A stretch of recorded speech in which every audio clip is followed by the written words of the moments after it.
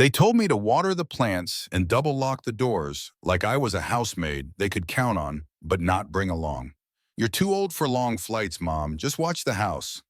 That's what they said before driving off in their sleek SUV, laughing about Greek beaches and fresh seafood. They didn't see my face as they left. I didn't say a word, just waved. My name is Eleanor Porter. At 72, I've been a widow for 20 years, living alone in a colonial-style house in the suburbs of Boston that's too big for me but too full of memories to leave. The neighbors know me as the quiet one, the reliable grandmother who bakes cookies for the neighborhood kids and tends to her garden with religious devotion.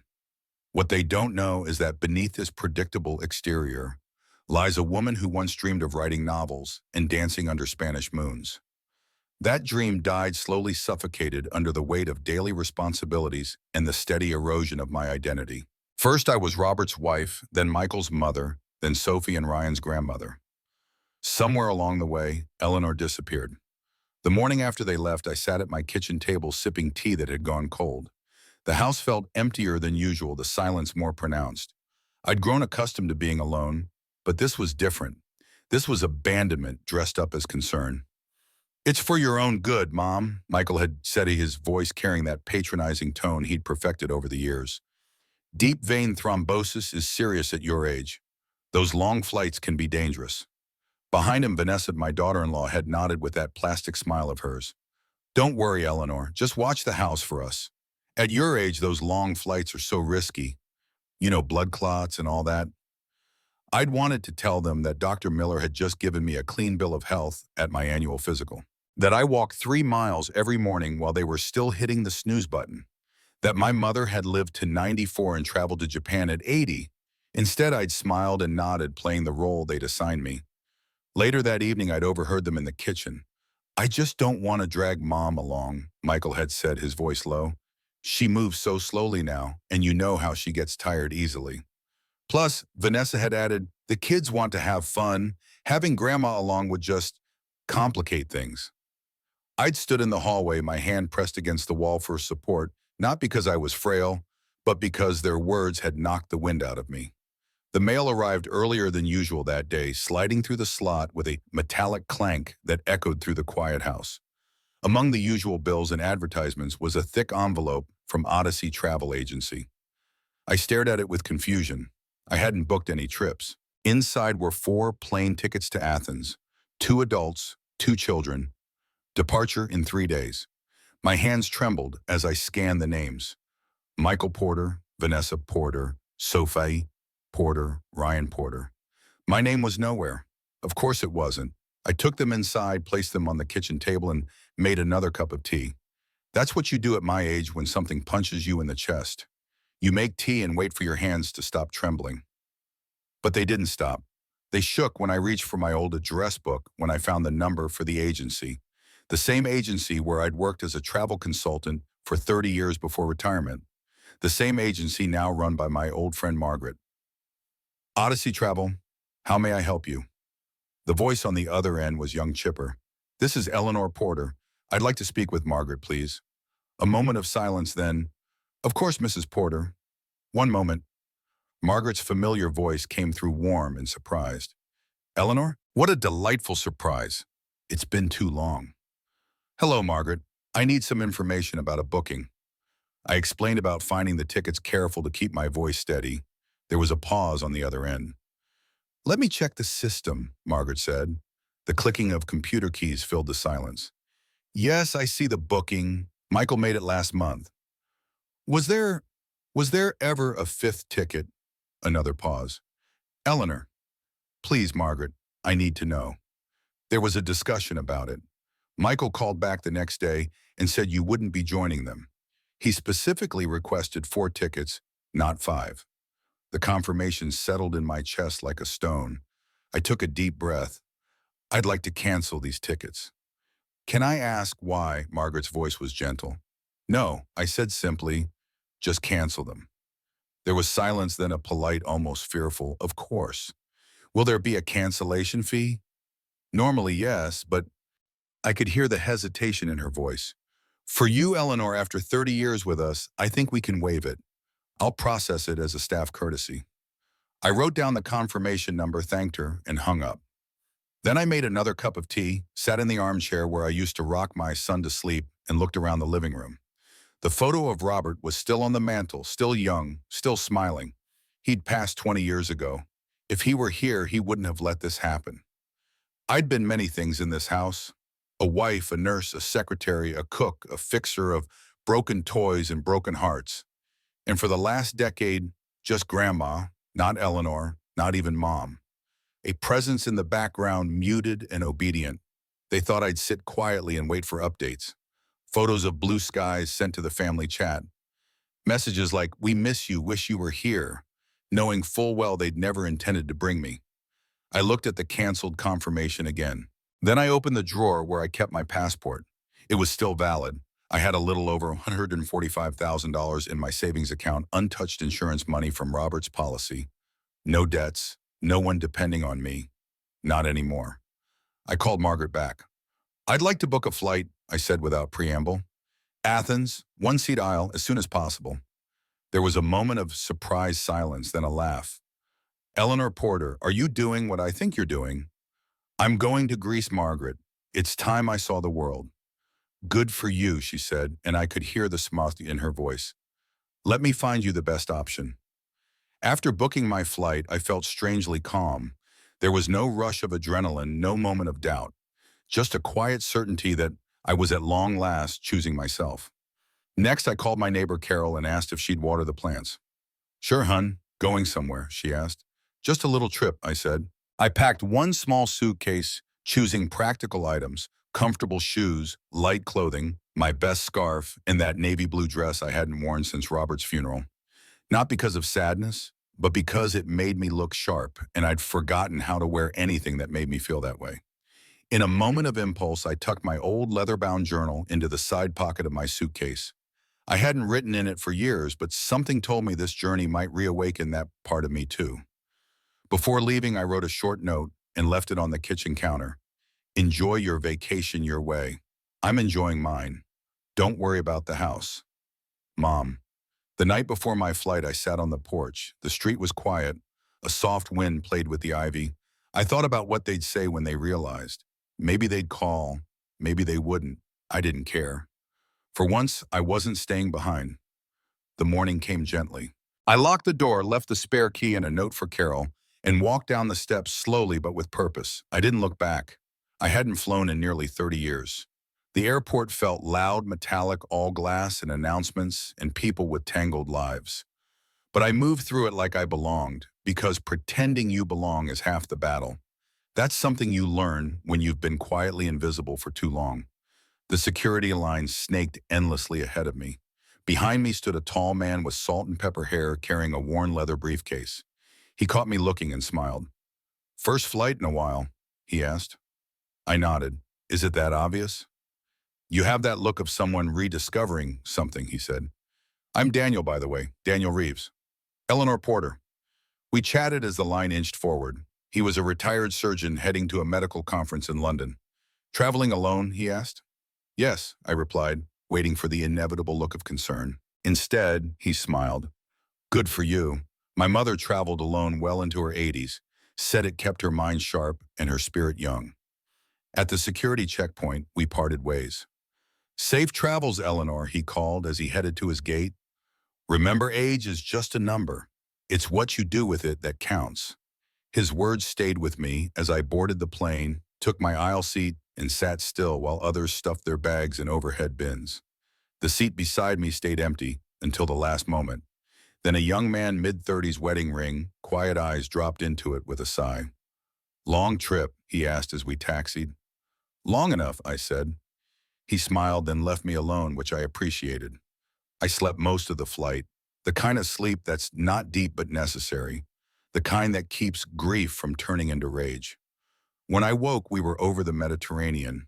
I looked out the window past my seatmate. Endless blue. That was the moment I realized I'd really done it. I wasn't here to sightsee. I wasn't here for photos. I was here because they told me not to come. My phone buzzed as soon as we landed. Multiple messages from Sophie, my 16-year-old granddaughter. I opened them with trepidation.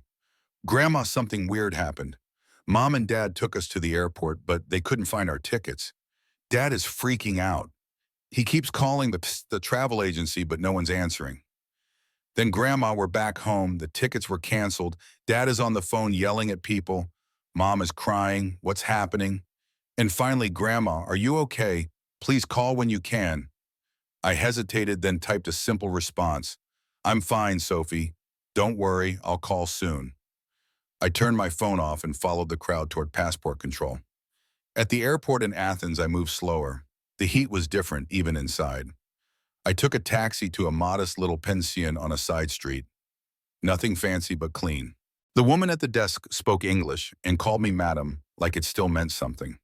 Once in the room, I placed my suitcase by the wall and sat on the edge of the bed. I didn't cry. I just stared at the tiled floor for a long while. Grief doesn't always look like tears. Sometimes it's just sitting still, thinking of all the birthdays and holidays where you smiled through being unwanted. I spent that evening walking not far, just a few blocks. Found a small taverna, ordered bread and olives. The waiter was kind, didn't rush me.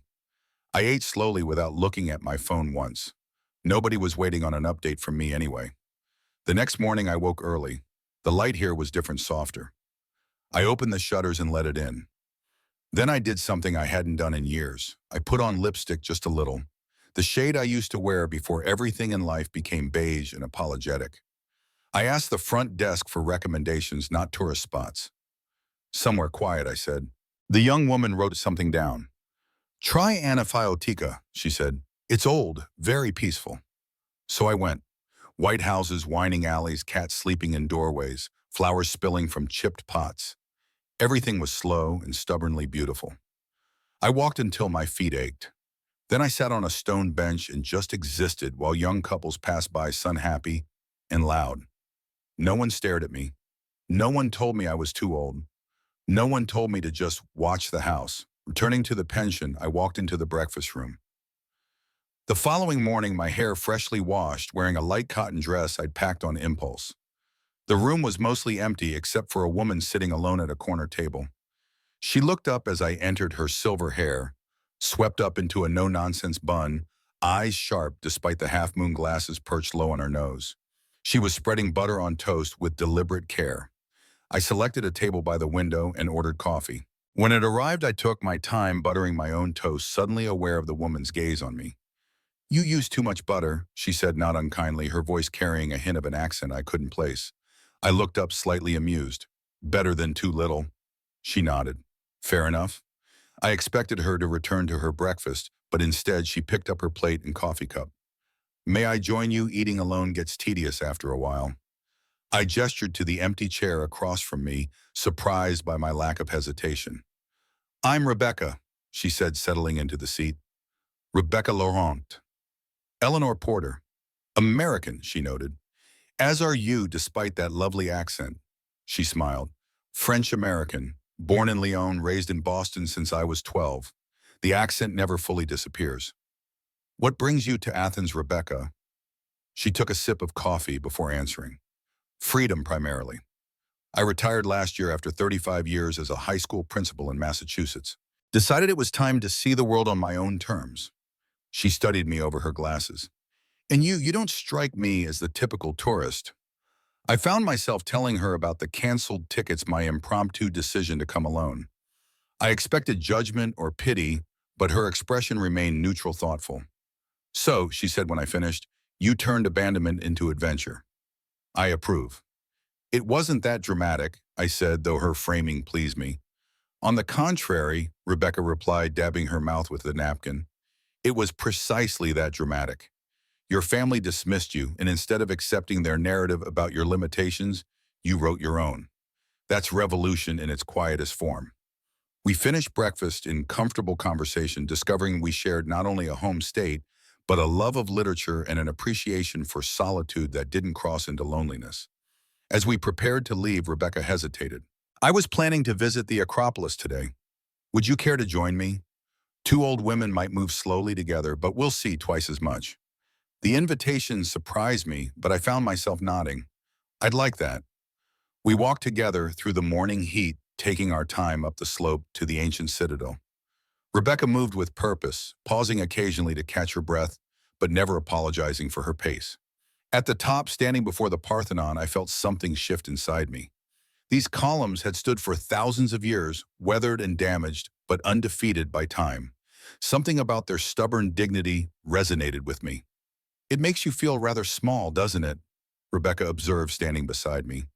But not in a diminishing way, more like a reminder that we're part of something much larger than ourselves. "Yes," I agreed, "and that time is both longer and shorter than we imagine." She glanced at me, a smile playing at her lips. "Eleanor Porter, I suspect there's a poet hiding behind that practical exterior." I laughed. "Once, perhaps, a lifetime ago." We spent the day wandering the ancient site, taking frequent breaks in the shade, sharing the water and snacks Rebecca had thoughtfully packed. By late afternoon, as we made our way down, I felt a companionship I hadn't experienced in decades. "Dinner," Rebecca suggested as we reached the bottom. "I know a place nearby that serves the best moussaka in Athens, or so the receptionist at my hotel claims." Over dinner, the conversation deepened. Rebecca told me about her life as a principal, the thousands of students she'd guided, the satisfaction of a career devoted to education. Then, after our second glass of wine, she shared more. "I was married for 38 years, she said, twirling the stem of her wine glass. "Edward was a good man, a mathematics professor. We had a solid life, comfortable and predictable." She paused, her expression growing distant. "10 years ago, I discovered he'd been having an affair with a colleague. For years, apparently. When I confronted him, he didn't deny it. He just looked relieved." She took a sip of wine. "He died 2 years later. Heart attack. I never got the chance to truly understand why." "I'm sorry, Mom," I said, recognizing the familiar complexity of grief mixed with betrayal. She shrugged. "Life rarely gives us the neat endings we desire." After he died, I threw myself into work. It was only last year, when I retired, that I realized I'd never truly lived for myself. "This trip," she gestured around us. "This is my declaration of independence." When my phone buzzed again later that night, I had 7 missed calls from Michael, 3 from Vanessa, and a text from Sophie asking if I was okay. There was also an alert from my credit card company about unusual activity. I opened it to discover Vanessa had attempted to use my emergency credit card, the one I'd given them for genuine crises, to book new tickets to Greece. The charge had been declined because I'd called the company before leaving to restrict any charges not made in person with ID verification. Michael had left a voicemail, his voice tight with controlled anger. "Mom, what's going on? The travel agency said you canceled our tickets, and now your card isn't working. Call me back immediately. The kids are devastated." I sat on the edge of my bed, the phone in my hand, torn between guilt and indignation. I'd never meant to disappoint Sophie and Ryan, but the thought of Michael and Vanessa's shocked faces gave me a satisfaction I couldn't deny. I texted Sophie, "I'm fine, sweetheart. In Athens, actually. The sea is bluer than you can imagine. I'll call you tomorrow. Love, Grandma." Then I turned off my phone and slept better than I had in years. The next morning, Rebecca and I met for breakfast again. As I described the latest developments with my family, her eyes widened. "They tried to use your credit card without permission." She shook her head. "The entitlement is breathtaking." "They've grown accustomed to seeing me as a resource, not a person," I admitted. "Well, that's changing now, isn't it?" She smiled. "So what's next on your adventure agenda?" I hesitated. I hadn't planned beyond Athens, to be honest. Rebecca's eyes lit up. "I have a suggestion. Florence, it's not far. I've always wanted to see the Uffizi Gallery." Florence. The idea was both terrifying and exhilarating. "Why not?" I heard myself say. We booked train tickets that afternoon, 2 women over 70, buying one-way seats like students on summer break. We laughed about it over dinner, though something in me still felt tight, like an old muscle not used to moving. That evening, I received a call from Michael. This time I answered. "Mom," he began, his voice a mixture of relief and frustration. "Where are you? What's going on?" "I'm in Athens," I replied calmly, "having a lovely time." "You what? Why would you do this?" "Do what, Michael? Take a vacation, the same one you explicitly excluded me from." "That's not," he sputtered. "We were concerned about your health. The long flight was perfectly fine," I interrupted. Just as my doctor said it would be when I had my physical last month. You canceled our tickets, he accused. Do you have any idea how upset the kids are? Ryan cried all night. The guilt stabbed at me, but I stood firm. I'm sorry the children are disappointed. That was never my intention. But perhaps this is an opportunity to explain to them why excluding people hurts. This isn't about, it is. I cut in my voice steady but firm. It's about being treated as if I'm already half dead. It's about being useful enough to watch your house, but not welcome enough to join your family. It's about years of being relegated to the background of my own life. The silence that followed was heavy. We didn't mean to make you feel that way, he finally said, his voice smaller. I know you didn't, but you did, and it's time we both acknowledge that. After a moment, he asked, when are you coming home? I don't know, I answered honestly. I'm going to Florence next. After that, who knows? Florence, Mom, be serious. You can't just, I can and I am. I've spent decades being serious, responsible Eleanor. Now I'm going to be Eleanor, who sees the world. I've earned that right. Another pause. At least keep your phone on, he said, resigned. Sophie is worried sick. I'll call her tomorrow, I promised. Good night, Michael. I hung up, my heart pounding, but my resolve strengthened. The conversation had gone better than I'd expected. Not perfect, but a start. When I shared the exchange with Rebecca the next morning, she nodded approvingly.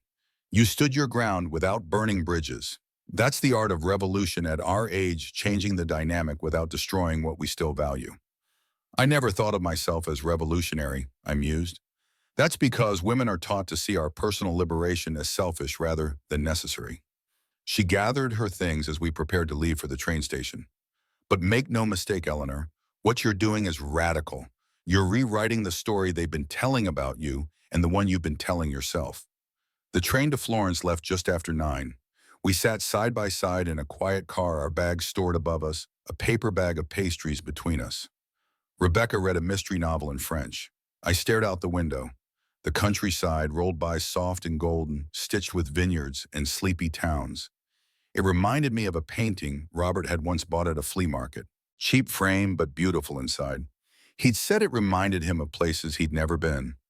I never thought I'd see them myself. We didn't talk much on the journey. That was the comfort of Rebecca. She didn't need to fill silence, didn't press with questions. When the train rocked gently around a curve, she looked up from her book and offered me the last pastry without a word. I took it and smiled. That was enough.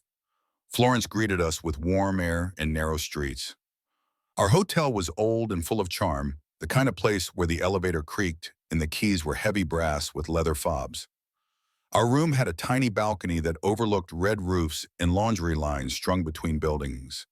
I want to see the Uffizi, Rebecca said, dropping her bag onto the bed, and maybe buy something ridiculous and expensive I'll never wear. We did both. The Uffizi was crowded but worth it. Standing in front of Botticelli's Birth of Venus, I felt something loosen in me. Not awe, exactly, more like recognition. That feeling that beauty isn't always loud. Sometimes it's quiet, inevitable, and you don't realize it's moving you until you feel your throat tighten. We walked for hours afterwards, stopping at a cafe where the waiter flirted with Rebecca and she flirted right back. She had a way of doing that, making herself feel young without pretending to be. I envied it a little. That night we ate at a small place on the old Oltrarno side of the river, far from the crowds. Pasta with butter and sage red wine in short glasses. Laughter that came easier than it had in years. You're different now, Rebecca said softly over dessert. How so? You sit taller, less folded. I didn't know how to respond, so I just nodded. Later, back in the room, I checked my phone. 24 missed calls, 14 from Vanessa, the rest from Michael. I didn't listen to the voicemails, just scrolled through the text messages. Where are you? Are you okay? Did something happen? Then a voice memo from Sophie. Grandma, please call. I'm not mad about the trip. I just want to know you're okay. Dad is freaking out, but I think it's kind of badass what you did. Call me. That night I dreamt of dancing. Not in a ballroom or a club, but in a dusty plaza under string lights. My arms raised above my head, my feet bare against warm stone. In the dream, I wasn't young, but I was free, my body moving with a confidence I'd forgotten it possessed. I woke to sunshine streaming through the curtains and the distant sound of church bells. Rebecca was already up sitting on the balcony with a cup of coffee. "Good morning," she said as I joined her. "Sleep well." "Better than I have in years," I admitted. "I had the strangest dream." "Do tell." I described the dream, feeling slightly foolish. Rebecca didn't laugh, she just nodded thoughtfully. "Perhaps your subconscious is reminding you of who you used to be, or who you could still become. At my age," she fixed me with a stern look over her coffee cup. "Eleanor Porter, if you start that 'at my age' nonsense, I might have to push you off this charming balcony." I laughed. "Point taken." "Good, now I've been thinking. After Florence, where should we go next?" I considered for a moment. "I've always wanted to see Lisbon. I read a novel once that described the light there as unlike anywhere else in the world." "Lisbon it is," she declared. "We can book tickets today." As we prepared for our day of exploring Florence, I felt a lightness I hadn't experienced in decades. The weight of expectations, both others and my own, had begun to lift. In its place was something new possibility. I called Sophie later that morning, finding a quiet corner in a small piazza while Rebecca browsed a nearby shop. "Grandma," Sophie's voice was a mixture of relief and excitement. "Where are you? Are you really in Europe?" "I am," I confirmed. "In Florence right now. It's beautiful here." "I can't believe you just went by yourself. That's so cool." "Not entirely by myself. I've met a friend." "A friend like a new friend, or—" I laughed. "Yes, a new friend. Her name is Rebecca. She's about my age, also traveling alone. We decided to join forces." "That's amazing," Sophie said, her voice warm. "I was so worried when you disappeared, but now I'm just impressed." "I'm sorry I worried you, sweetheart. That wasn't my intention." "I know." She hesitated. "Dad's really upset, though. He thinks you've lost your mind or something." "What do you think? I think maybe you finally found it," she said with a wisdom beyond her years. "I've never heard you sound so, I don't know, alive." Her words touched me deeply. "Thank you for understanding, Sophie.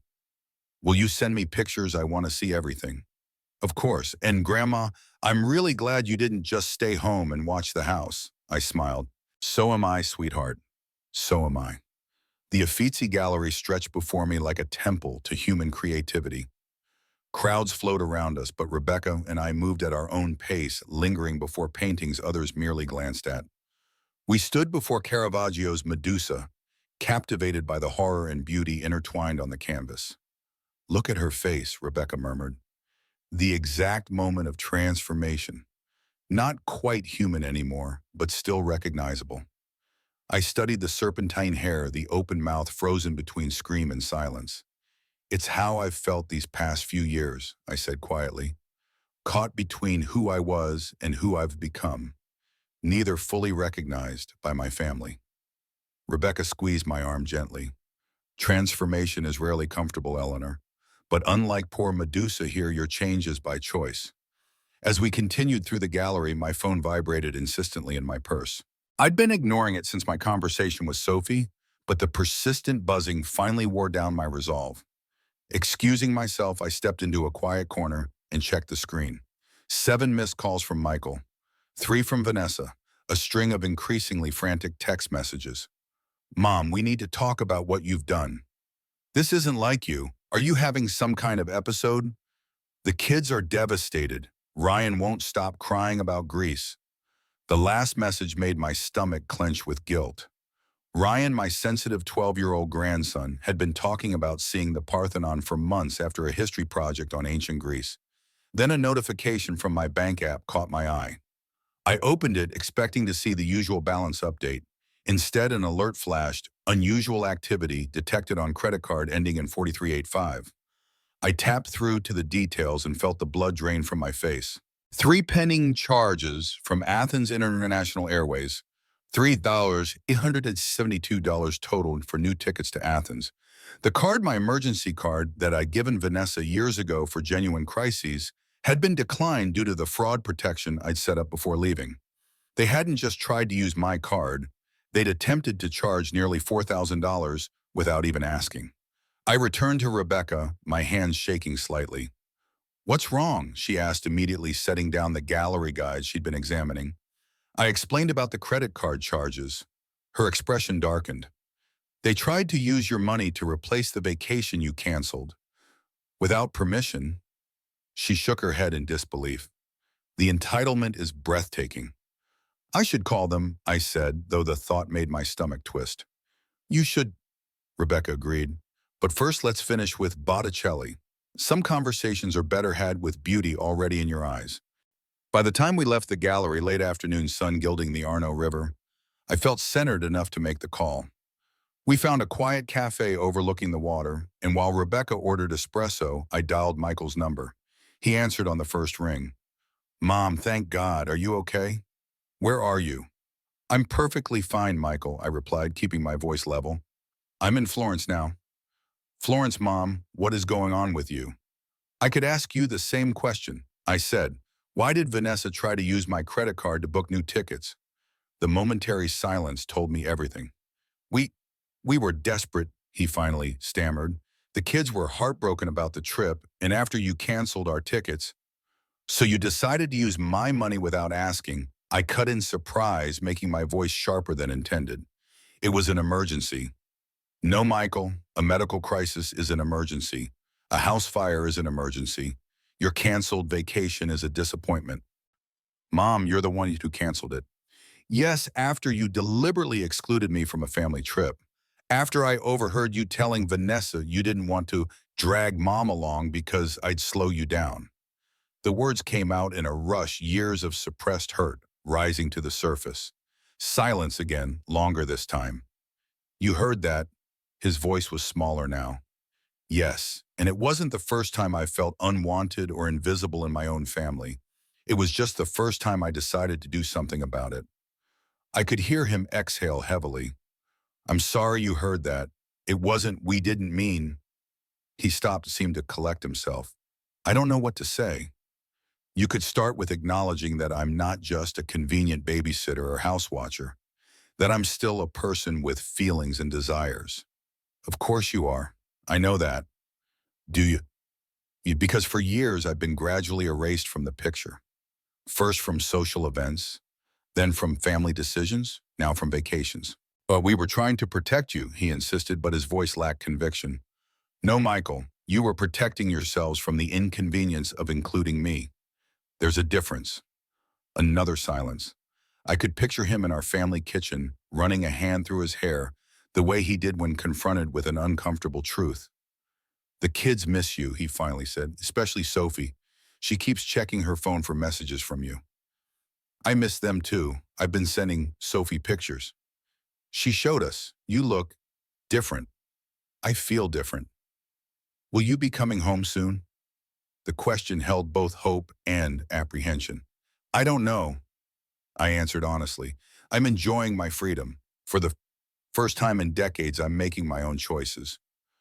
But what about, he started, then caught himself. No, you're right. You deserve this. Just stay safe, okay? And maybe call more often for the kids. I'll try, I promised. And Michael, don't ever use my credit card without permission again. I'm sorry about that. Truly, it won't happen again. After we hung up, I sat staring at the darkening river, emotions swirling like its currents. Rebecca placed a gentle hand on my arm. Well, she prompted. It was surprisingly civil, I admitted. He actually listened. Good, that's a start. She pushed a small plate of biscotti toward me. Eat. Confrontation requires energy. Later, as we walked back to our hotel through streets alive with evening revelry, Rebecca grew thoughtful. You know, she said, when women are silent for too long, it's not because we have nothing to say. It's because we've stored up so many words that letting them out all at once feels dangerous to others and to ourselves. Her observation struck me deeply.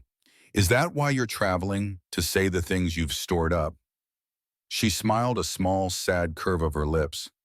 Partly, but also to discover what I still want to say. After Edward's betrayal and death, I spent years in numbness. Work filled the space where feeling should have been. Now I'm trying to remember what desire feels like. Desire. Not just romantic desire, she clarified. The desire for experiences, for beauty, for connection. The simple human wants we deny ourselves when we're too busy meeting others' expectations. I nodded, understanding completely. I used to write, I confessed. Poetry, mostly. Nothing published just for myself. After Robert died and I moved in to help with the grandchildren, I stopped. It seemed frivolous. Rebecca stopped walking and turned to face me directly. When we return to the hotel, I want you to write something. Anything. Consider it a prescription from Dr. Laurent. Are you actually a doctor? She laughed. Honorary doctorate in education, close enough for dispensing creative advice. That night, sitting on our tiny balcony while Rebecca showered, I opened my journal for the first time in years. The blank page stared back accusingly. I hesitated, then wrote at the top things I've never said aloud. The words flowed easier than expected, years of silent observation and unspoken thoughts finding their way to paper. I wrote about the gradual erosion of my voice in family conversations, the way Michael's eyes would slide past me when discussing important matters, the times Vanessa had rearranged my kitchen without asking, as if my preferences were irrelevant. I wrote about missing Robert, not just his companionship, but the way he had always made space for my thoughts, even when disagreeing. I wrote about the dreams I'd abandoned not because they weren't achievable, but because pursuing them might inconvenience others. By the time Rebecca emerged, I had filled 3 pages. I closed the journal quickly, suddenly protective of these raw admissions. Did you write? She asked, toweling her silver hair. I nodded. Good, keep doing it. Words trapped inside turned toxic. The next morning, I awoke to a message from Sophie that made me smile. Grandma, I can't believe you're in Florence. So jealous Dad told me about your phone call. He seemed different after kind of quiet. I think you finally got through to him. BTW, I found your old poetry journal in the attic when I was looking for art supplies. The poem about hands that remember what lips forget made me cry. Did you ever try to publish You're Good, Love You Tons? I stared at the message, mortified and touched in equal measure. That particular journal contained some of my most personal reflections from the early years of grief after Robert died. I'd thought it safely hidden away. But Sophie's words, You're Good, sent a small thrill through me. Someone had read my words and found value in them even decades later. I showed the message to Rebecca over breakfast. Well, she said after reading it, it seems your artistic talent didn't skip a generation. Sophie sounds like a perceptive young woman. She is, I agreed proudly, always has been. Even as a little girl, she noticed things others missed. You should respond, Rebecca suggested. Creative recognition across generations is rare and precious. I composed a careful reply, thank you, sweetheart. Those poems were private conversations with grief. I'm both embarrassed and honored that you found meaning in them. No, I never tried to publish. It was enough just to write them, and yes, I think your father is finally hearing me. That means more than you know. We spent the day exploring Florence beyond the main tourist attractions, wandering through quiet residential neighborhoods where laundry fluttered from windows and local children played in small piazzas. In a tiny bookshop tucked between a bakery and a shoe repair store, I found myself drawn to a leather-bound journal, its pages thick and creamy. You should buy it, Rebecca encouraged, for your renaissance as a writer.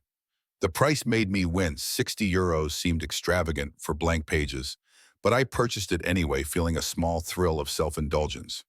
That evening, after another day of walking and discovery, Rebecca surprised me with a suggestion. I've been thinking about our next destination, she said as we shared a bottle of Chianti at a neighborhood trattoria. What do you think of Lisbon? Lisbon. The name evoked images of hillside streets and melancholy music. I've always wanted to hear Fado in person. Perfect, she declared. I've heard the light there is unlike anywhere else. A painter I knew once said it was honey poured over stone. We can leave the day after tomorrow. The ease with which we made these decisions, jumping from city to city, country to country, still startled me. For decades, even a weekend trip had required weeks of planning, consideration of everyone else's schedules, endless discussion. You look surprised, Rebecca noted, refilling our glasses. I'm just not used to this kind of spontaneity. In my family, changing dinner plans requires a committee meeting. She laughed. Welcome to the liberation of low expectations. When no one is waiting for you to serve them, your time becomes entirely your own. The truth of this statement settled over me like a warm shawl. For so long, I'd been defined by my utility to others, what I could provide, prepare, support, maintain. Now I existed solely for myself, answerable to no one's needs but my own. It was terrifying. It was exhilarating. The train to Lisbon required an overnight journey. We boarded in the late afternoon, our compartment small but comfortable with two narrow beds that folded down from the wall. As the Italian countryside gave way to coastal views, Rebecca pulled a small flask from her bag. Grappa, she explained, offering it to me, for medicinal purposes. I hesitated, then took a small sip, the clear liquid burning a path down my throat. Medicinal indeed, I gasped, handing it back. Rebecca laughed. My grandmother swore it prevented everything from colds to heartbreak. I'm not convinced about the colds, but it does help with the heartbreak, at least temporarily. The mention of heartbreak hung between us for a moment. Then, perhaps emboldened by the grappa, I asked, do you ever regret not confronting your husband about the affair before he died, I mean? She considered the question, taking another small sip. Sometimes. Not for closure, that's largely a myth, I think. But I wish I'd asked him why he stayed if he was so unhappy. She passed the flask back to me. What about you? Any regrets with Robert? I thought of my late husband, his kind eyes, his patient hands. Only that I didn't write more while he was alive. He always encouraged it, said my poems helped him understand me better. After he died, it felt like that connection died too. Rebecca nodded. We often abandon the very things that might save us, don't we?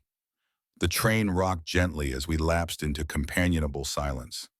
Outside, the sun set over distant mountains, painting the sky in dramatic oranges and purples.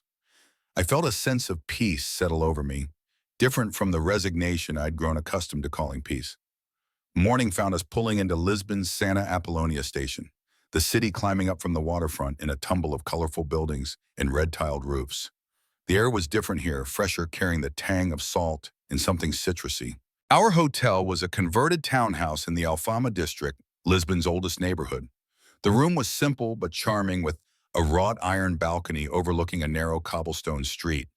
From somewhere nearby came the melancholy strains of a guitar, a practice session floating on the morning breeze.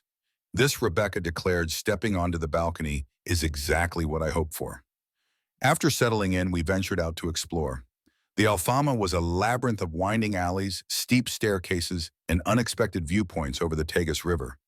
We moved slowly, both because of the inclines and because every turn revealed new marvels: tiny tiled fountains, shrines tucked into corners, laundry fluttering like prayer flags between ancient buildings. By early afternoon, Rebecca was showing signs of fatigue, her normally brisk pace slowing considerably. Perhaps we should head back for a rest, I suggested, noting the sheen of perspiration on her brow. Nonsense, she insisted. I'm perfectly... But her words were cut short as she swayed slightly, gripping a nearby railing for support. Rebecca, I took her arm, alarmed by the sudden pallor of her face. You're unwell. She tried to wave me off, but the gesture lacked its usual crispness. Just a bit lightheaded, the heat perhaps. With gentle insistence, I guided her back to our hotel. By the time we arrived, she was leaning heavily on my arm, her breathing labored. I'm calling a doctor, I declared, helping her onto the bed. Don't be ridiculous, she protested, but the words came out weaker than intended. I just need to rest. I pressed a hand to her forehead, a gesture I'd performed countless times with my children and grandchildren. Her skin was hot and dry. You have a fever, I stated flatly. This isn't just exhaustion. The hotel manager helped me locate a doctor who made house calls. While waiting, I brought Rebecca cool water and dampened a cloth for her forehead, falling easily into caretaking routines long embedded in my muscle memory. The doctor, a young woman with efficient movements and perfect English, arrived within an hour. After examining Rebecca, she diagnosed a respiratory infection, likely exacerbated by travel fatigue. Nothing serious, she assured us, writing a prescription for antibiotics. But she needs rest fluids and these medications for at least 3 days. She handed me the prescription and instructions. You'll take good care of her, yes, I nodded, accepting the responsibility without hesitation. After the doctor left, Rebecca looked at me apologetically. I'm sorry to ruin our adventure. You haven't ruined anything, I assured her. Adventures include unexpected detours. Still, you should go out explore. Don't waste your time in Lisbon playing nurse. I shook my head firmly.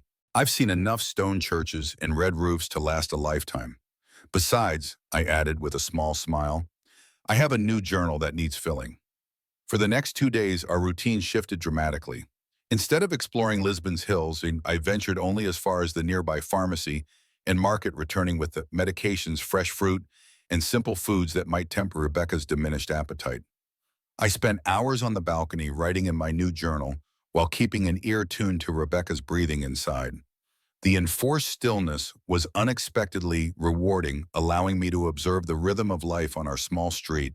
The elderly woman who watered the potted plants outside her door at precisely 9 each morning. The young musician who practiced fado songs in the afternoon, his voice growing more confident with each repetition. The neighborhood cats who conducted important business in the shadows. On the evening of the second day, Rebecca's fever finally broke. She slept deeply after that, her breathing returning to normal. I remained on the balcony watching the moon rise over Lisbon's skyline, feeling an unexpected contentment. My phone buzzed with an incoming message. Sophie again. Grandma, did you get my last text? Mom and Dad are acting weird. They had this long talk behind closed doors, and now Dad's sleeping in the guest room. Mom looks like she's been crying. Is this because of you leaving? I'm worried, but also kind of glad they're finally dealing with stuff. Anyway, love you and miss you. Where are you now? I stared at the message, unsure how to respond. I hadn't intended to create marital discord between Michael and Vanessa. Their relationship had always seemed solid, if somewhat traditional in its division of roles. I typed carefully. I'm in Lisbon now, sweetheart. As for your parents, I doubt my absence is the sole cause of their difficulties. Marriages are complicated, with many layers known only to those inside them. Try not to worry too much, and remember that conflict, while uncomfortable, is sometimes necessary for growth. I love you too. How's your art project coming along? The deflection at the end was deliberate. I didn't want Sophie feeling responsible for reporting on her parents' marriage, nor did I want to appear too interested in the discord I might have inadvertently sparked. A moment later, my phone buzzed again, but this time it was Michael calling.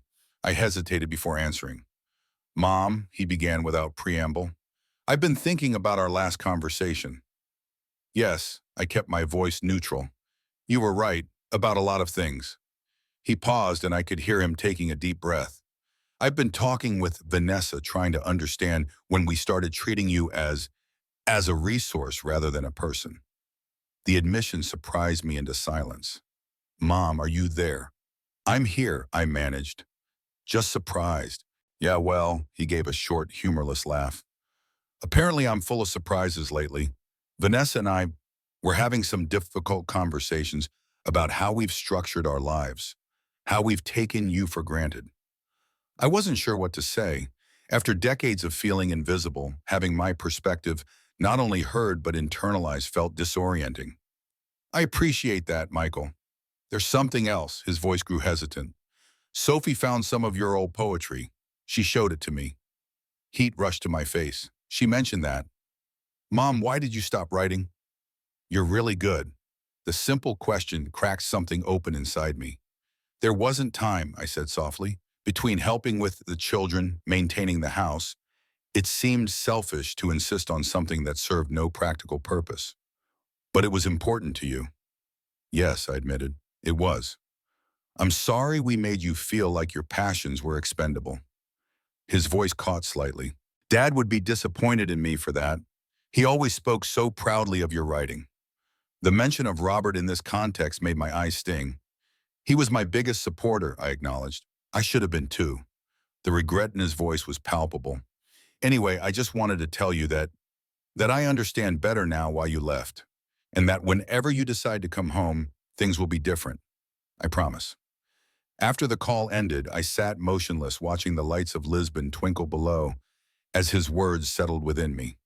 The prospect of return had seemed distant, almost theoretical until now. Suddenly, it was a concrete possibility, not immediate, but no longer unimaginable. Inside the room, Rebecca stirred. I went to check on her, finding her awake and looking markedly improved.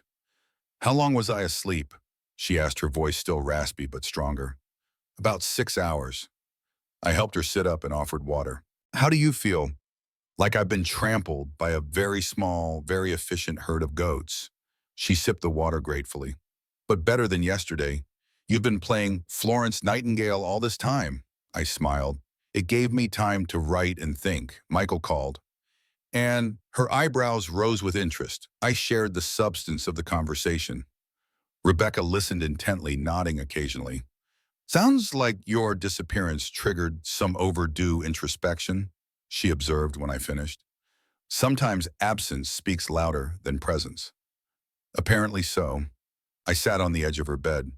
He mentioned returning home as if it were inevitable. Isn't it? She asked gently. Eventually, Ethan, I considered the question. I suppose, but not yet. This journey feels unfinished. Good. She reached for my hand, squeezing it weakly. Because I still need to hear fado music and I refuse to do it alone. By the fourth day, Rebecca had recovered enough for short outings. We ventured to a nearby plaza where an outdoor cafe offered the perfect spot to watch Lisbon life unfold. The weather had turned slightly cooler, ideal for sipping coffee and sharing a custard tart that Rebecca declared worth getting sick in Portugal for. As we lingered over second cups, my phone chimed with an email notification. The sender made me pause Sophie's school email address with an attachment. What is it? Rebecca asked, noting my expression. From my granddaughter, I explained, opening the message. Sophie had written only a brief note. Found this in the attic too. Thought you might want it. Love you. The attachment was a photograph of a yellowed newspaper clipping from the Boston Globe Sunday magazine dated April 1979. There in the contributors column was my name and a small poem titled Thresholds. Oh my God! I breathed, enlarging the image to read the text. It was a poem I'd submitted on a whim, never expecting publication. When it was accepted, Robert had been ecstatic, insisting on buying 10 copies of the newspaper. I'd forgotten all about it in the decades since. I handed the phone to Rebecca, who adjusted her reading glasses to examine it. Thresholds, she read aloud, by Eleanor Porter. She continued reciting the short poem about transitions and courage. When she finished, she looked up, eyes bright with appreciation. Eleanor, this is exquisite. You were published in the Boston Globe just once, I said, still processing the rediscovery. I'd completely forgotten. Once is all it takes to be legitimate, she countered. You're officially a published poet. The realization settled over me slowly, not just that I had once been published, but that this piece of my identity had been so thoroughly buried that I'd forgotten an achievement that had once brought me tremendous pride. I wonder what else I've forgotten about myself, I murmured. Rebecca returned my phone, her expression thoughtful. That's the tragedy of how women are conditioned to shrink. We forget our own expansiveness until something reminds us. That evening, feeling stronger than she had in days, Rebecca insisted we find a place to hear fado music. It's why we came to Lisbon, she reminded me, and I refused to leave without experiencing it. We asked the hotel manager for recommendations, and he directed us to a small, unassuming establishment a few streets away. Not for tourists, he assured us. Real fado, real Portuguese. The venue was intimate, just a handful of tables arranged around a small performance area. The lights were low, the walls decorated with black and white photographs of fado singers from decades past. We were seated near the front, the manager showing particular solicitude toward Rebecca, perhaps noting her still fragile appearance. As we waited for the performance to begin, a waiter brought small glasses of ginginha, a sour cherry liqueur. Traditional, he explained in halting English, for the heart. The singer appeared without announcement, a woman in her 60s wearing a simple black dress and a traditional black shawl. The guitarist began, his fingers drawing melancholy notes that seemed to speak of ancient sorrows. When the woman began to sing, raw emotion in her voice transcended language barriers. I didn't understand the Portuguese lyrics, but the feeling required no translation.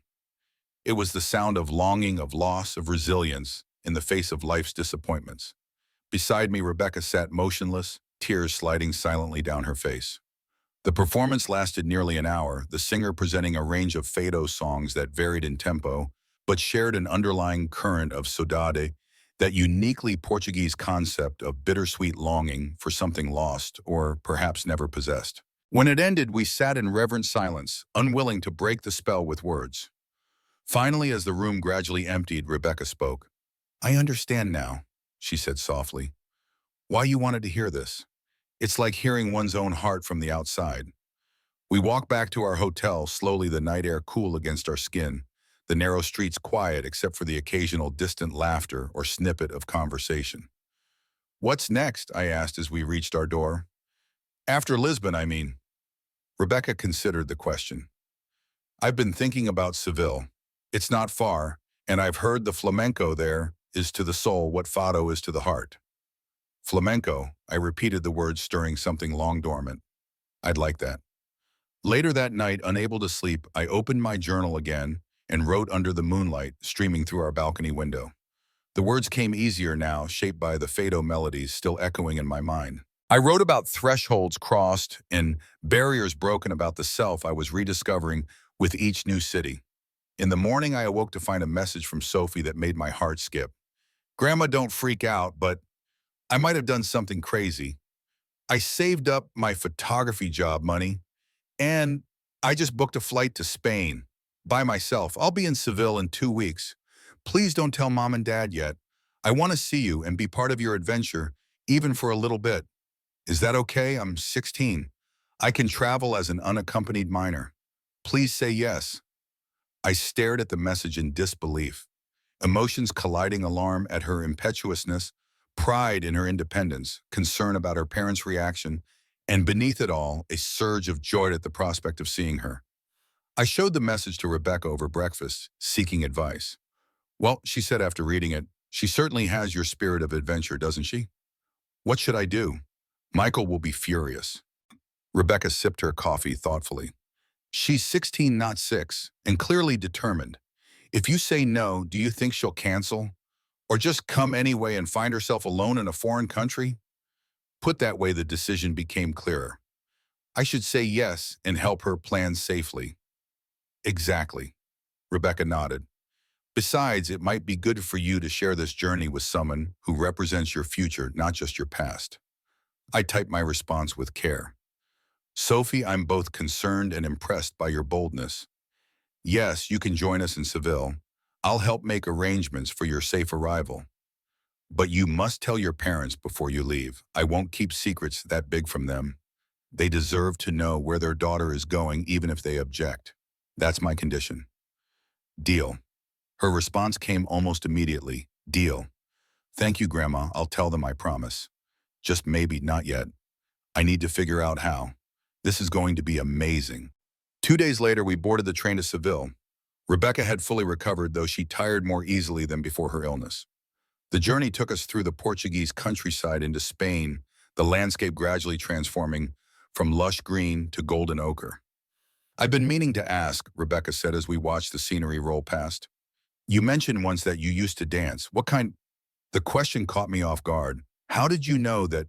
You move like someone who once understood their body very well, she replied. It's in the way you carry yourself even now. I smiled, surprised by her perception. Flamenco, actually, a long time ago before I met Robert. I took classes for nearly 5 years. Really? Her eyebrows rose with interest. That's why you seemed so excited about Seville. I nodded, memories surfacing of wood floors, castanets, and the powerful emotion that flamenco demanded. My instructor was from Seville, Magdalena. She was formidable, beautiful. She taught us that flamenco isn't about being pretty, it's about being true. Will you dance again in Seville? Rebecca asked. The question made me laugh nervously. At my age with these knees, I don't think so. Age is no excuse, she countered. I've seen what you're capable of. Don't dismiss possibilities before they've had a chance to present themselves. Her words stayed with me as we crossed into Spain, the train cutting through fields where white villages perched on distant hills like scattered sugar cubes. I hadn't thought about flamenco in decades, had never shared that part of my life with Michael or his family. It belonged to Eleanor, before the woman I'd been, when possibilities seemed unlimited. Seville welcomed us with fierce heat and intense beauty. The city vibrated with energy, its white buildings and orange trees creating a scene that seemed almost theatrical in its perfection. Our hotel, a converted mansion built around a central courtyard with a fountain, was a haven of cool marble and fragrant flowers. That evening, as the worst of the day's heat subsided, we ventured out to explore. The streets thronged with life, locals and tourists mingling in the narrow alleys and open plazas, the air filled with conversation, laughter, and music. We found ourselves in the Santa Cruz Quarter, the old Jewish neighborhood, now a labyrinth of picturesque streets. Turning a corner, we came upon a small square where a group had gathered around the street performers. Three musicians played while a woman in a red dress danced flamenco, her movements precise and passionate. I stopped transfixed. The dancer wasn't young, perhaps in her 50s, but she commanded attention with absolute authority. Her face remained serious focused as her body told stories of defiance, desire, and dignity. "She's magnificent," Rebecca murmured beside me. Yes, I agreed, unable to look away. "This is real flamenco, not the tourist version. See how she holds the tension in her posture. Everything is controlled but explosive." The performance concluded with thunderous applause. As the crowd dispersed, I remained rooted to the spot, something awakening inside me that had been dormant for too long. "You could do that again," Rebecca said quietly, reading my thoughts. "No." I shook my head. "That takes years of practice. I'd make a fool of myself." "Not professionally," she clarified, "but for remembering." Before I could respond, my phone vibrated. A message from Sophie. "Told Mom and Dad about Spain. Big fight. Dad yelled. Mom cried. But guess what? They're letting me come. Dad's calling the airline to change my status from unaccompanied minor to regular passenger. I think they realize they can't stop me becoming my own person. Just like you did, Grandma. See you in 10 days." I showed Rebecca the message, relief washing over me. "Well," she said with a smile, "it seems the revolution is spreading to the next generation." The next morning, we visited the Real Alcázar Seville's royal palace. The Moorish architecture, intricate arches, detailed tile work, serene courtyards with fountains created an atmosphere of timeless beauty. We moved slowly through the rooms and gardens, Rebecca occasionally reading aloud from the guidebook she'd purchased. In the ambassador's hall with its spectacular golden dome, I found myself wondering about the women who had lived here centuries ago. Had they felt confined by the beauty around them, or liberated by it? Had they found ways to express their true selves within these ornate walls? Or had they, like me, gradually diminished to fit others' expectations? "Penny for your thoughts," Rebecca said, noticing my distraction. "I was just thinking about how easy it is for women to become decorative," I replied. "Beautiful but silent, admired but not heard." She nodded thoughtfully. The eternal struggle, to be seen without being reduced to merely something to see. That evening, back at our hotel, I received another call from Michael. I stepped onto the small balcony of our room to take a run at watching the sunset over Seville's rooftops. "Hi, Mom," he began, his tone carefully neutral. "How's Spain?" "Beautiful," I replied. "How are things at home?" He sighed heavily. "Complicated, I guess. Sophie told you she's coming to visit you." "Yes, I was surprised you agreed." "I didn't want to," he admitted, "but Vanessa convinced me that forbidding it would only make Sophie more determined. She said," he hesitated, "she said we need to stop underestimating the women in our family." The statement, so unexpected, made me smile. "Vanessa said that, yeah, she's been different since you left. More assertive. Said watching you stand up for yourself made her realize how much she's compromised over the years." I wasn't sure how to respond to this revelation. "Is that causing problems between you?" "Honestly, yes." He paused. "But necessary ones, I think. We've been talking more openly than we have in years. It's uncomfortable, but good somehow." "Growth usually is uncomfortable," I offered.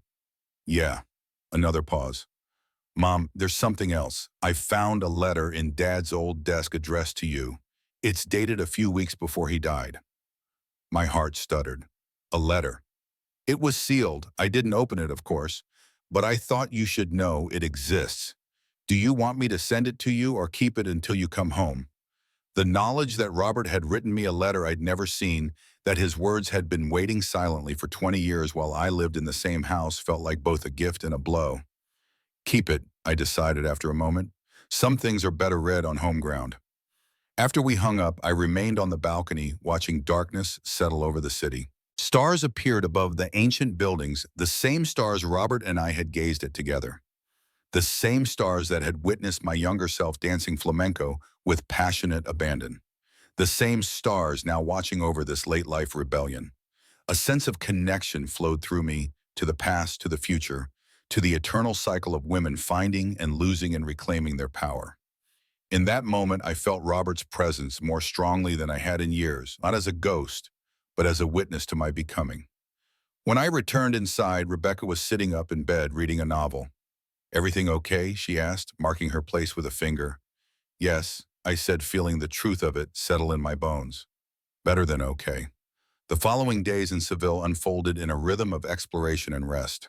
We visited the magnificent cathedral with its soaring Giralda Tower, meandered through the Maria Luisa Park, and spent a memorable evening at a flamenco tablao, where professional dancers performed with such intensity that the air itself seemed to vibrate with emotion.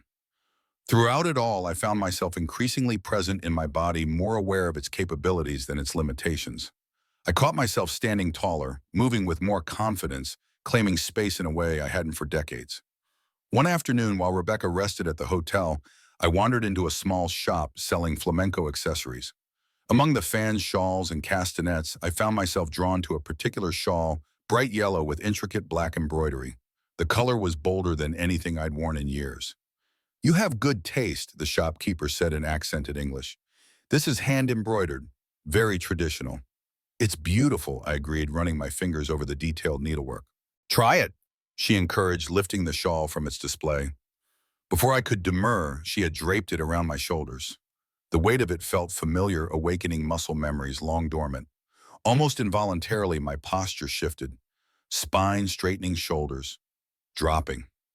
The shopkeeper smiled knowingly. "You were a dancer."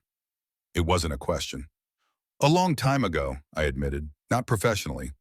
But with passion, yes, it shows. The body remembers what the mind forgets." I purchased the shawl without haggling the extravagance, feeling necessary rather than frivolous. Walking back to the hotel with the package tucked under my arm, I felt like I was carrying a piece of my former self, not as a relic, but as a bridge between past and future. When I returned to our room, Rebecca was awake, writing in her own journal by the window. "Successful expedition?" she inquired, noting my package. I showed her the shawl, draping it across the bed so the vibrant yellow caught the afternoon light. "Bold," she approved. "Very unlike the Eleanor I first met in Athens." "Maybe more like the Eleanor I used to be," I suggested. "Or the one I'm becoming." She set aside her journal, her expression growing serious. "You know, I've been thinking about our paths after Sophie's visit. Have you considered where you'll go next, or whether you'll return home?" The question caught me off guard. We hadn't discussed an end date to our travels, had simply moved from city to city as our interests dictated. "I haven't decided," I admitted. "Part of me misses home, not just the place, but the familiar rhythms. But I'm not ready to slip back into old patterns." I hesitated. "What about you?" "I've been corresponding with a former colleague who's organizing a writer's retreat in southern France next month," she revealed. "She's invited me to attend as a guest lecturer." "That sounds perfect for you," I said, genuinely pleased for her, while feeling an unexpected pang at the thought of our paths diverging. "It does appeal," she agreed, "but I've enjoyed having a travel companion these past weeks. I've grown rather fond of you, Eleanor Porter." The simple admission touched me deeply. "And I of you." "Perhaps," she suggested carefully, "after Seville and Sophie's visit, we could travel together to Barcelona before parting ways. I hear it's quite magical." "Barcelona," I repeated, testing the idea. "Yes, I'd like that." That night, I dreamt of dancing, not in a performance venue, but in a sunlit courtyard, very like our hotels. In the dream, I wore the yellow shawl and moved with the grace and confidence of my younger self, yet with the wisdom and self-possession that only age can bring. Robert was there watching with pride, as was Sophie, her eyes wide with discovery. Even Michael stood at the edge of the dream, his expression shifting from surprise to understanding. I woke feeling unexpectedly energized with a clarity I hadn't experienced in years. Taking out my journal, I wrote, "When women are silent too long and we forget the sound of our own voices. When we stop moving with intention, we forget the wisdom of our bodies. Reclaiming these isn't vanity, it's survival." The words stared back at me from the page, both challenge and affirmation. Outside, Seville was awakening, the morning light transforming ordinary buildings into poetry. I felt with sudden certainty that I was exactly where I needed to be, not just geographically, but in my journey of becoming. Dawn in Seville arrived with golden light that spilled across the terracotta rooftops and transformed ordinary buildings into poetry. I stood on our hotel balcony, the yellow flamenco shawl wrapped around my shoulders despite the warmth already gathering in the air. Below, the courtyard remained quiet, only the soft splash of the fountain breaking the morning stillness. In just 1 week, Sophie would arrive. The thought filled me with equal parts excitement and apprehension. What would she think of the grandmother I was becoming? Would she recognize the woman emerging from decades of careful self-erasure? I closed my eyes and let my mind drift to Robert.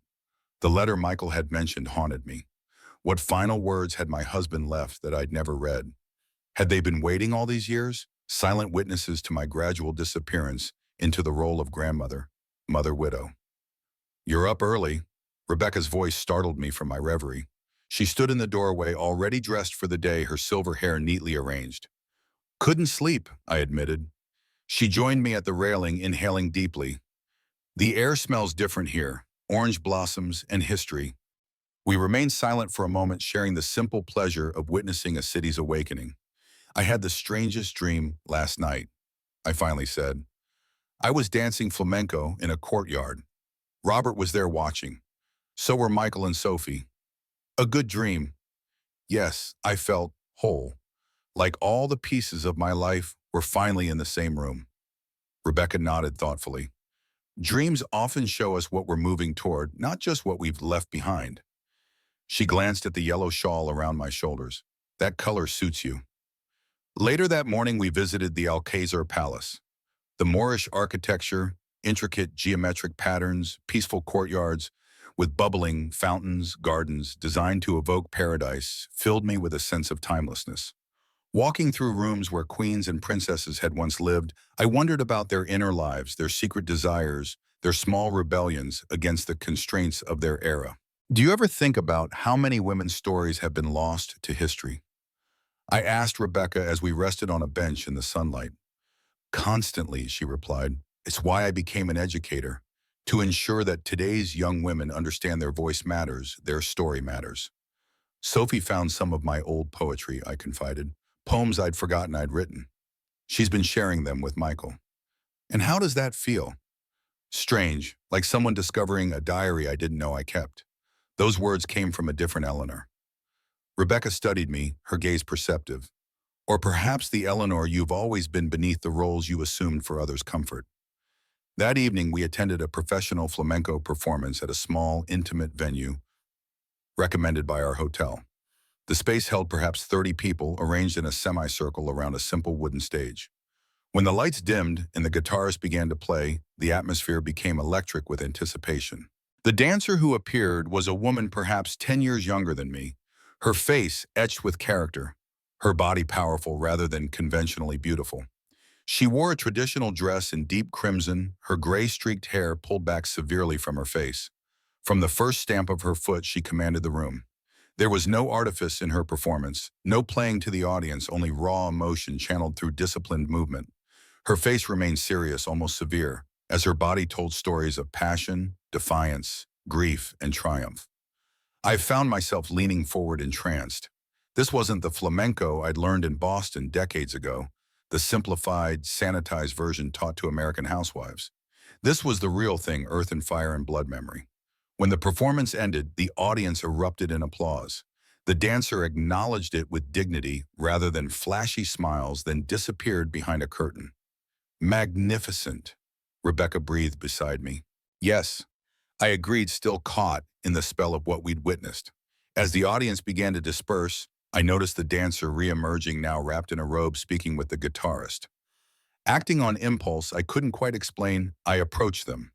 "Excuse me," I said in hesitant Spanish. "Your performance was extraordinary." She looked at me with dark, assessing eyes. "Gracias," she replied, then switched to accented English. "You are a dancer also." The question caught me off guard. "Once," I admitted. "Many years ago, nothing like what you do." She nodded as if confirming something.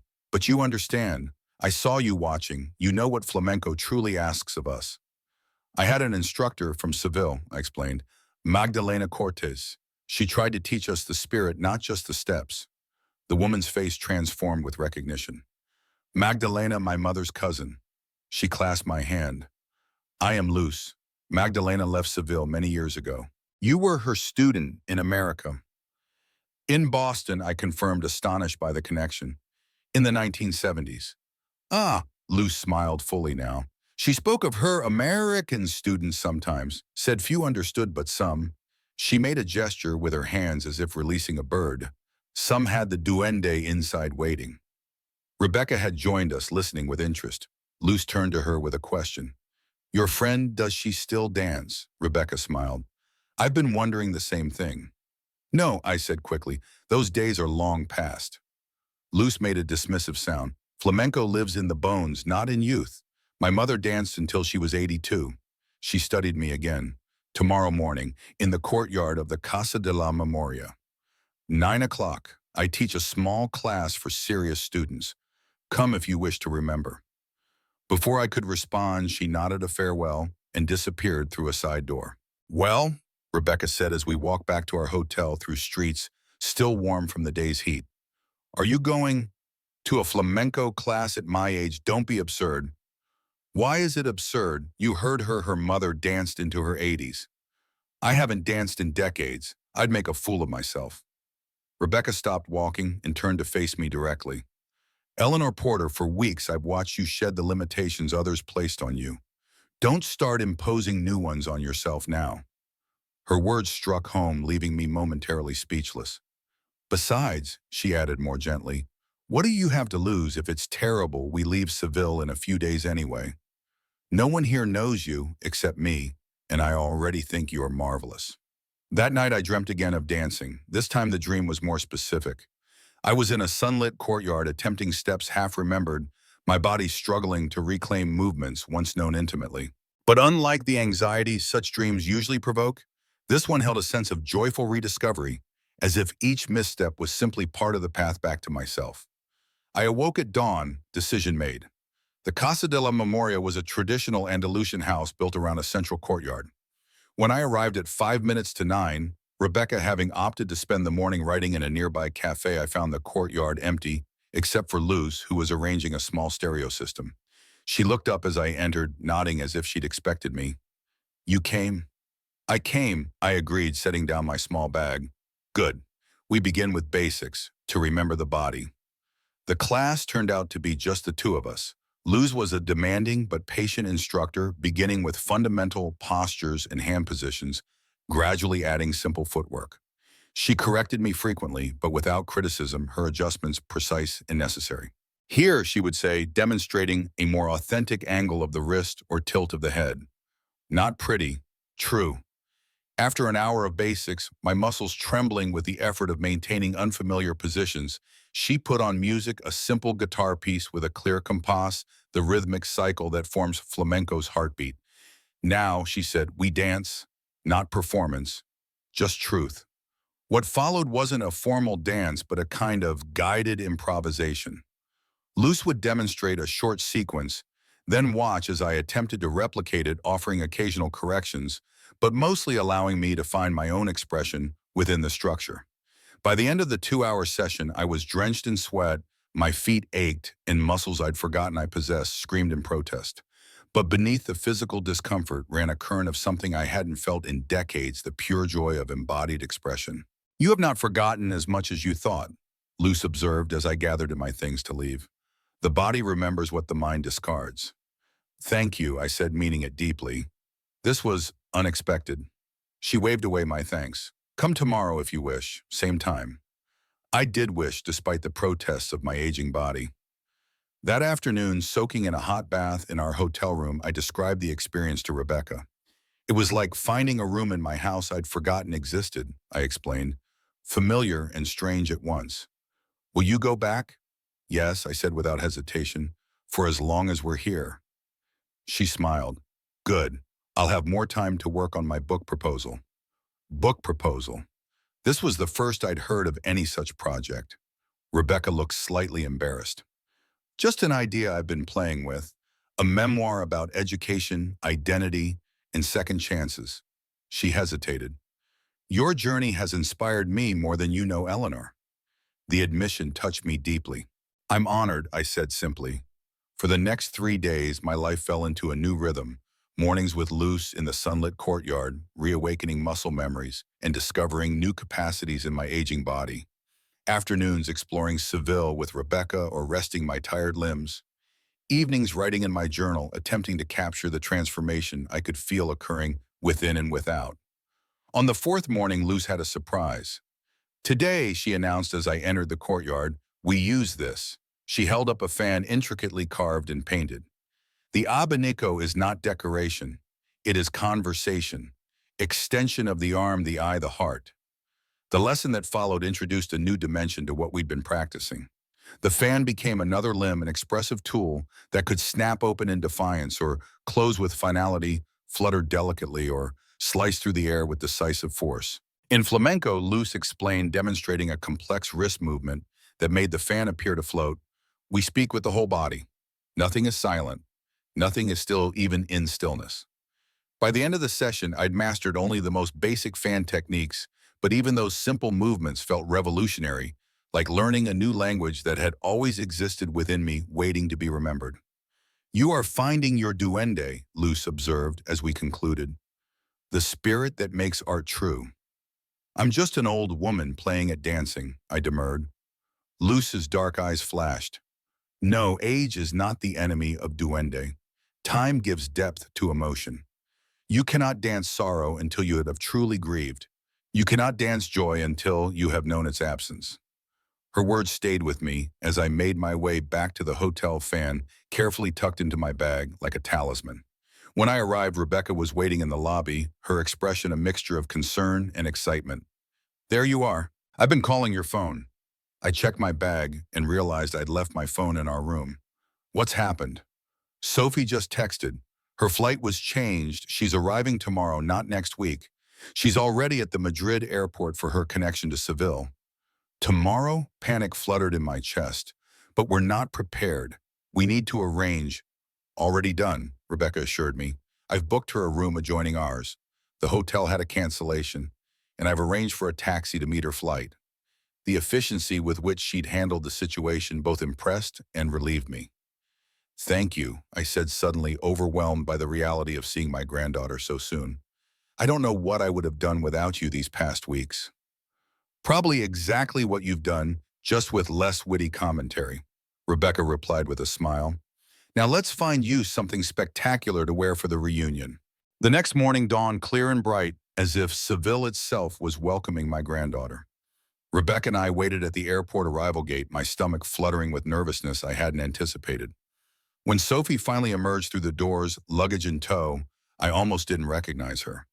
She seemed taller, more poised than the teenager I'd left behind just weeks ago. Her hair was different, shorter, with subtle purple highlights, and she carried herself with a confidence that caught me by surprise. Grandma, she called, spotting me. She abandoned her suitcase and rushed forward, enveloping me in a hug that smelled of airplane air and the lavender perfume she'd favored since turning 13. Sophie, I breathed, holding her tight. I can't believe you're here. She pulled back, studying my face with bright, curious eyes. You look different, she declared. Good different, like really good. So do you, I replied, touching a purple strand of her hair. When did this happen? Last week, Mom nearly had a heart attack. She grinned, but Dad just said, at least it's not a tattoo. I laughed, imagining Michael's resigned acceptance. Very practical of him. Oh. Sophie suddenly remembered Rebecca standing beside me. Hi, I'm Sophie. Rebecca Laurent. Rebecca introduced herself, extending a hand. I've heard so much about you. Same, Sophie enthused. Grandma's messages made you sound awesome, like the cool teacher everyone wishes they had. Rebecca looked pleased. Well, I was a principal actually, but I'll accept awesome in any context. The taxi ride back to Seville proper was filled with Sophie's animated chatter about her flight, her parents' reaction to her travel plans. Mom cried, like actually cried, but I think it was more about her realizing I'm growing up than about me coming here, and her excitement about seeing Spain. I brought my good camera, she informed us, patting her carry-on bag. My photography teacher says my portfolio needs more architectural studies, and Seville is like the perfect subject. At the hotel, Sophie marveled at the traditional Andalusian architecture, taking photos of the central courtyard from multiple angles before we'd even reached our rooms. This is incredible, she breathed, spinning slowly to capture the entire space. Way better than those cookie-cutter hotels Dad always books. Once settled in her room, which connected to ours through a small anteroom, Sophie unpacked with the efficiency of someone accustomed to organizing her belongings. I watched her from the doorway, struck by the blend of child and adult in her movements. "Your mom and dad know you've arrived safely?" I asked. "Yep, texted them from the airport." She held up a summery dress, considering it, then returned it to her suitcase in favor of shorts and a lightweight blouse. "Dad made me promise to check in twice a day, and Mom wants photos of everything." She rolled her eyes good-naturedly. They're being super protective while trying to pretend they're totally cool with me traveling alone. "They're adjusting," I offered. "It's hard for parents to recalibrate how they see their children." Sophie paused in her unpacking, giving me a thoughtful look. "Is that what happened with you and Dad? He had trouble seeing you differently." The directness of her question startled me. "I suppose so," I admitted. "People get comfortable with certain versions of each other. Change disrupts that comfort." "Well, he's definitely disrupted now," she said with a small smile. "You know what he said to me before I left? He said, 'Tell Grandma I'm proud of her.' Weird, right? Like he's never said that before." The revelation caught me off guard, creating a lump in my throat I had to swallow past. "That is unexpected." "Good unexpected, though." "Yes," I agreed softly. "Good unexpected." Rebecca suggested we begin Sophie's Seville experience with lunch at a local restaurant, followed by a visit to the cathedral. As we walked through the winding streets, Sophie between us, her camera constantly raised to capture details others might miss, I felt an unfamiliar sensation, pride untinged by obligation or expectation. This remarkable young woman with her artistic eye and adventurous spirit was forging her own path just as I was reclaiming mine. The symmetry felt significant, a torch being passed not at the end of a race, but midway when both runners could still appreciate the journey together. At the cathedral, Sophie's perspective transformed our experience. Where Rebecca and I had noticed historical details and architectural techniques, Sophie saw light patterns, unusual angles, the interplay of ancient and modern, as tourists with smartphones navigated centuries-old sacred spaces. "You have a photographer's eye," Rebecca observed as Sophie framed a shot of sunlight streaming through a stained glass window, creating a rainbow effect on the stone floor. "Thanks," Sophie replied, checking the image on her camera screen. "I'm thinking about applying to art school for photography. Haven't told Mom and Dad yet, though." "They might surprise you," I suggested. "Your father seems to be reconsidering many things lately." Sophie snorted softly. "Maybe, but Mom's still set on me becoming a doctor or lawyer or something practical." She made air quotes around the last word. "Parents often confuse security with happiness," Rebecca offered. "They want to protect you from struggle, not realizing that the most meaningful lives often contain both security and risk in equal measure." Sophie considered this. "That's actually really helpful. Mind if I quote you when I finally have the conversation with them?" Rebecca laughed. "Quote away. I've spent decades perfecting my wise educator persona." That evening over dinner at a small family-owned restaurant, where the owner treated us like long-lost relatives, Sophie asked about my flamenco lessons. "Wait, you're actually taking classes?" Her eyes widened with interest. "Like real flamenco with the stomping and the fancy hands and everything?" "Very basic lessons," I clarified. "Just reconnecting with something I enjoyed in my younger years." "That's so cool." She leaned forward eagerly. "Can I come watch tomorrow? Or would that make you nervous?" The question gave me pause. The idea of being observed, even by my beloved granddaughter, made my stomach tighten. Yet there was something appealing about sharing this reclaimed piece of myself with Sophie, about allowing her to see me engaged in something purely for my own joy. "I'll ask Luce," I said. "She might allow it." Luce not only allowed it, but seemed pleased by the prospect. "Good," she declared when I arrived the next morning with Sophie in tow. "The young must see that passion has no expiration date." Sophie settled on a stone bench at the edge of the courtyard, camera at the ready, while Luz put me through increasingly complex sequences. Knowing my granddaughter was watching both inhibited and motivated me, I felt self-conscious, but also determined to show her this aspect of my identity she'd never witnessed. Halfway through the lesson, Luce brought out a second fan and demonstrated a duet form where two dancers create complementary movements, sometimes mirroring each other, sometimes answering each other's gestures with contrasting ones. Now, she said, handing me one fan, we danced together. What followed was the most challenging and exhilarating experience of my journey so far. Loose lead and I followed our movements, creating a conversation without words. At times I faltered, missing a cue or executing a turn imperfectly, but the flow continued, carrying me past mistakes into the next moment of connection. When we finished, Sophie's applause echoed through the courtyard. I turned to find her standing, eyes bright with emotion. "Grandma," she said, voice slightly choked, "that was, I've never seen you like that. You were beautiful." The simple, honest praise from my granddaughter affected me more deeply than any standing ovation could have. It wasn't just that she thought I danced well. It was that she was seeing me, perhaps for the first time, as a complete human being with passions and capacities beyond my role in her life. "Thank you, sweetheart." I managed my own voice unsteady. Luce, observing this exchange, nodded with satisfaction. "This," she said, gesturing between Sophie and me, "this is also flamenco, truth between generations." The 3 days with Sophie transformed our experience of Seville. Through her eyes, familiar places became fresh again. Her energy was contagious, pushing us to explore neighborhoods we might have missed to stay out later, enjoying the city's vibrant nightlife, to try foods we might have avoided. In turn, Rebecca and I offered perspectives that seemed to intrigue her, observations about art history and human nature that came from decades of living and learning. "You know what's weird?" Sophie said on our third evening together as we sat in a small plaza watching locals and tourists mingle in the soft evening light. "Back home, I never really thought about you guys having your own lives. Like you were just grandma and adults were just adults doing adult things." She shook her head. "But you're actual people with dreams and stuff you're still figuring out." "Thank you for that stunning revelation," Rebecca teased. "Once you'll discover we have feelings too."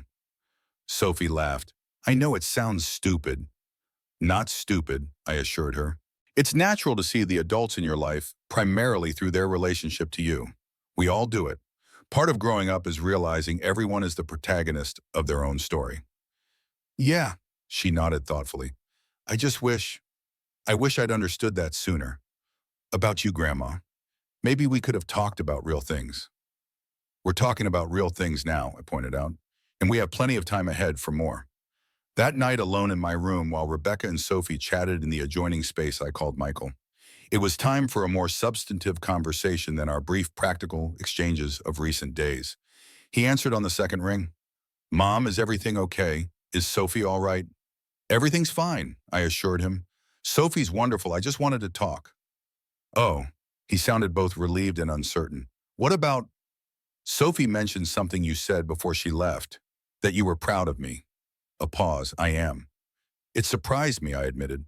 "I can't recall you ever saying that before." Another pause, longer this time. "I know," he finally said. "I've been thinking about that a lot lately. About how I took you for granted. How we all did." "Michael." "No, please let me say this," he interrupted gently. "When Dad died, you stepped in to help us with everything, the kids, the house, all of it. You made it look so easy that we forgot it was a choice you were making, a sacrifice. We started treating your support as an entitlement."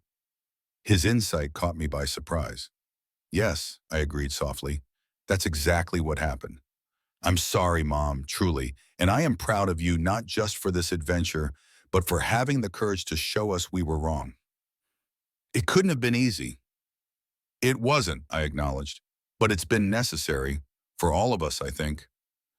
"Vanessa and I have been talking," he continued, "really talking maybe for the first time in years, about our marriage, our patterns, how we've modeled relationships for the kids." He exhaled heavily. "It's been uncomfortable, but good."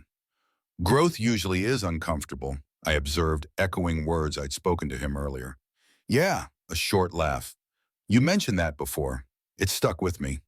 We talked for nearly an hour about Sophie's photography ambitions, about changes Michael was considering at work, about the letter from Robert that still waited for my return. It was the most real conversation we had had in decades, unmarred by the careful evasions and assumed roles that had characterized our relationship for so long. When we finally said goodnight, I felt a sense of peace settle over me. The journey I'd undertaken hadn't just changed me, It had created ripples affecting everyone connected to me. Some connections were strengthening, some transforming, but none remained static. The day before we were scheduled to leave for Barcelona, Luce invited all three of us, Sophie, Rebecca, and me, to a special gathering at the Casa de la Memoria. A small performance, she explained, just friends and serious students. Very informal. I suspected what she had in mind and felt equal parts terror and exhilaration at the prospect. Sure enough, when we arrived that evening, the courtyard had been transformed. String lights hung overhead, creating a warm glow. Chairs were arranged in a semicircle around a small wooden platform. A guitarist tuned his instrument in one corner, while a few people milled about with glasses of wine and small plates of tapas. "Your friend Rebecca told me today is special," Luz said, approaching me. "Your birthday." I shot Rebecca a surprised look. It was indeed my birthday, my 73rd, but I hadn't mentioned it, not wanting to draw attention. Rebecca shrugged, unrepentant. "Sophie told me. I thought it deserved recognition." Luce led us to seats in the front row, then disappeared behind a curtained doorway. Sophie, vibrating with excitement beside me, kept her camera ready.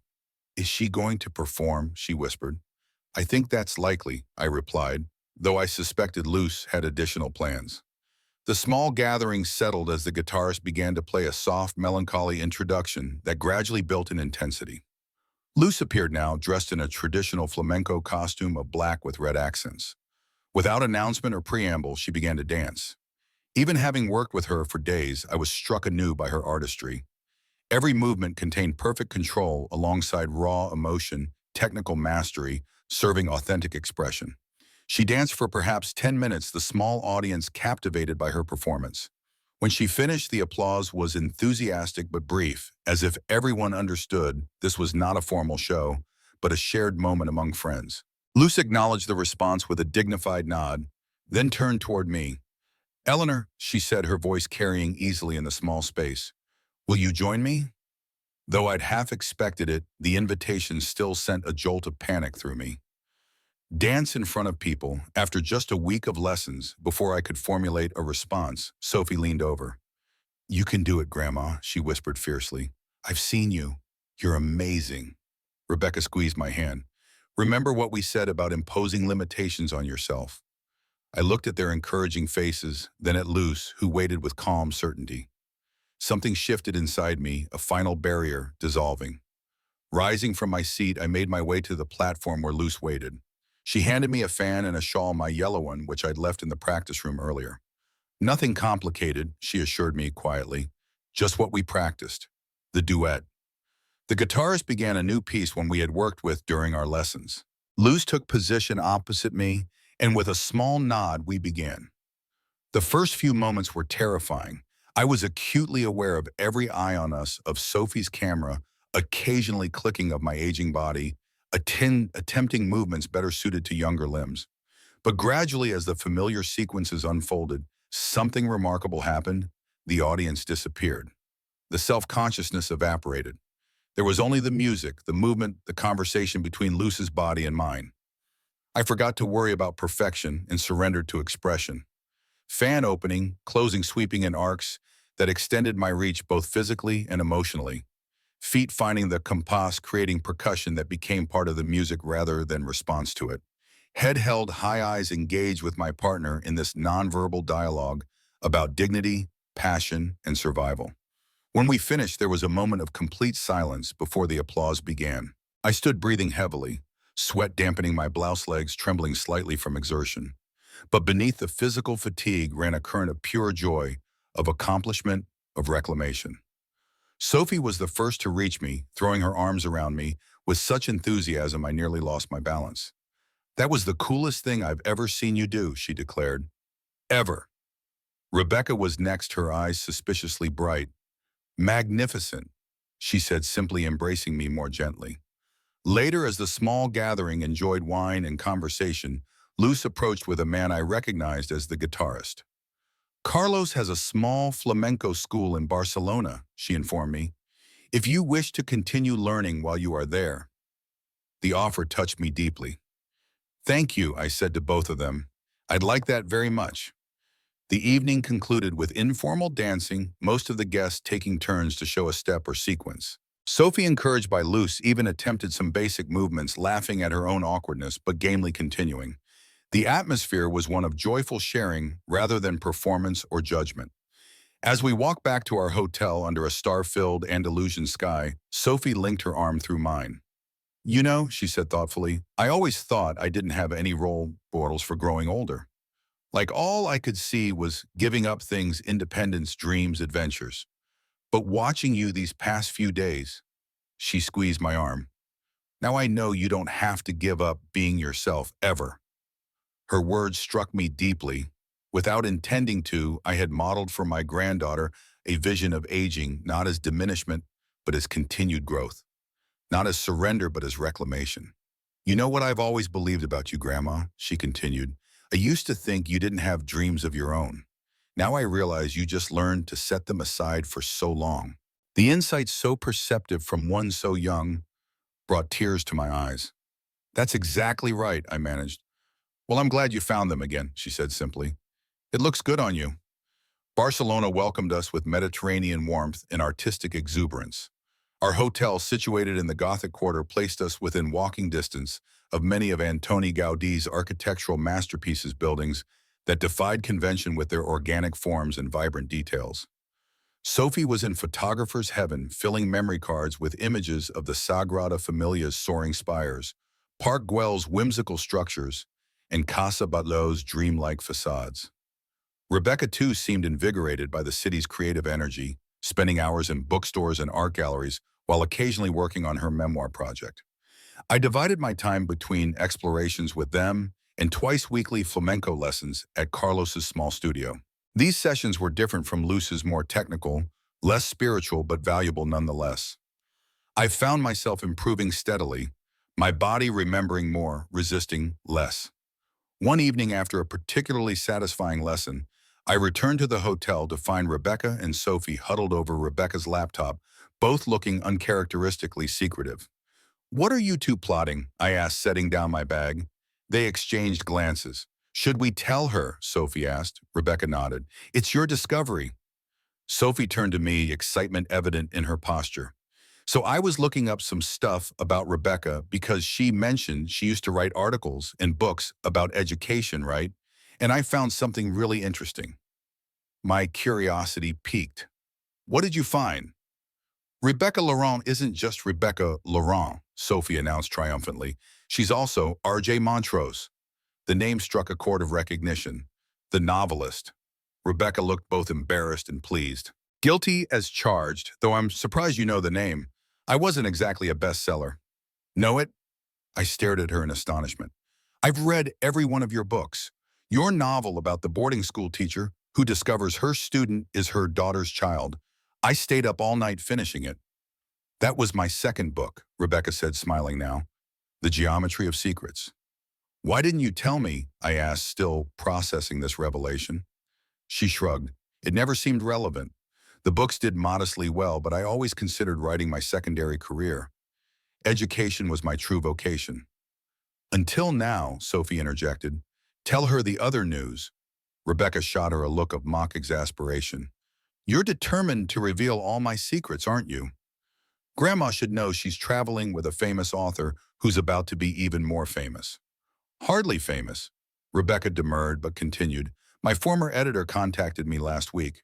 There's renewed interest in my back catalog, and she's offered a contract for the memoir I've been working on, plus a new novel if I'm interested. Rebecca, that's wonderful, I exclaimed. It is, she agreed, but there's something else I've been considering. She glanced at Sophie, who nodded encouragement. The memoir feels incomplete. It's about transformation, second chances, redefining oneself later in life. And while my story has elements of that, yours is more dramatic, Sophie finished.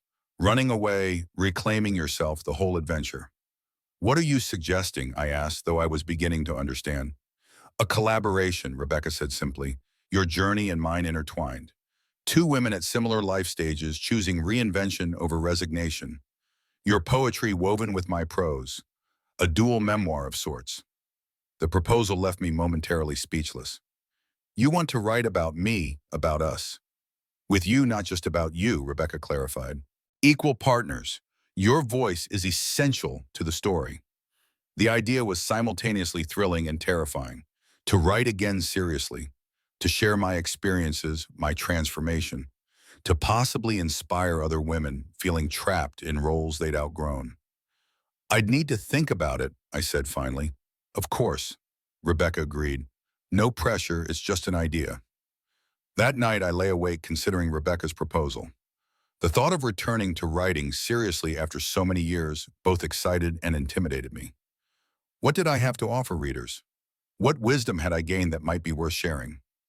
Yet as I mentally reviewed the journey of the past weeks from invisible grandmother to woman, reclaiming her identity, I recognized that the story wasn't just mine. It was potentially meaningful to countless women who had similarly disappeared into roles defined by others' needs rather than their own desires. The next morning dawned clear and bright. I found Rebecca on the hotel's rooftop terrace enjoying coffee while writing in her journal. Yes, I said without preamble, sitting beside her. She looked up momentarily confused, then understanding dawned. Yes to the book, I nodded, but I have conditions. I'm listening. We don't portray my family as villains. They made mistakes, as did I. It's more complicated than blaming them for my disappearance. Agreed, Rebecca said. Complexity is more interesting than villainy anyway. And we use it to explore larger issues, how society treats aging women, how we internalize limitations, how families unconsciously assign roles that become prisons. Rebecca smiled, looking impressed. You've given this substantial thought. I've had decades of thinking without action, I replied. I'm ready for that to change. Our conversation was interrupted by Sophie's arrival camera already in hand despite the early hour. Morning. What are we doing today? Celebrating, Rebecca announced. Your grandmother has agreed to collaborate on the book. Sophie's face lit up. That's awesome. We should totally document this moment. She raised her camera. First official photo of the future best-selling authors. The three of us spent the day visiting Montjuic Castle, which offered spectacular views of Barcelona and the Mediterranean beyond. As we looked out over the sparkling sea, I felt a sense of expansiveness that matched the panorama before us. Life had suddenly widened, offering vistas I'd thought permanently closed to me. That evening over dinner at a seaside restaurant, Sophie asked the question I'd been avoiding. So, Grandma, when are you going home? The word home gave me pause. The house in Boston was technically home, yet in recent weeks home had become more conceptual than geographical, wherever I could be fully myself. I'm not sure, I admitted. Rebecca leaves for her writing retreat in southern France next week. After that, I left the sentence unfinished. Mom and Dad ask about it every time we talk, Sophie said. Not pressuring exactly, but wondering. And what do you think I should do? I asked, curious about her perspective. She considered the question seriously. I think you should go back, eventually. Not because they need you, but because you have unfinished business there. She twisted her napkin thoughtfully. Like you've discovered who you are away from them. Now maybe it's time to be that person with them, if that makes sense.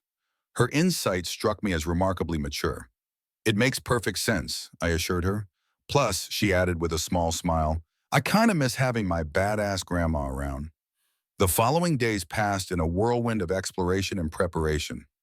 Sophie's departure date approached too quickly, her 2-week adventure coming to an end. The night before she was to return home, we had a quiet dinner in our hotel's restaurant, just the three of us.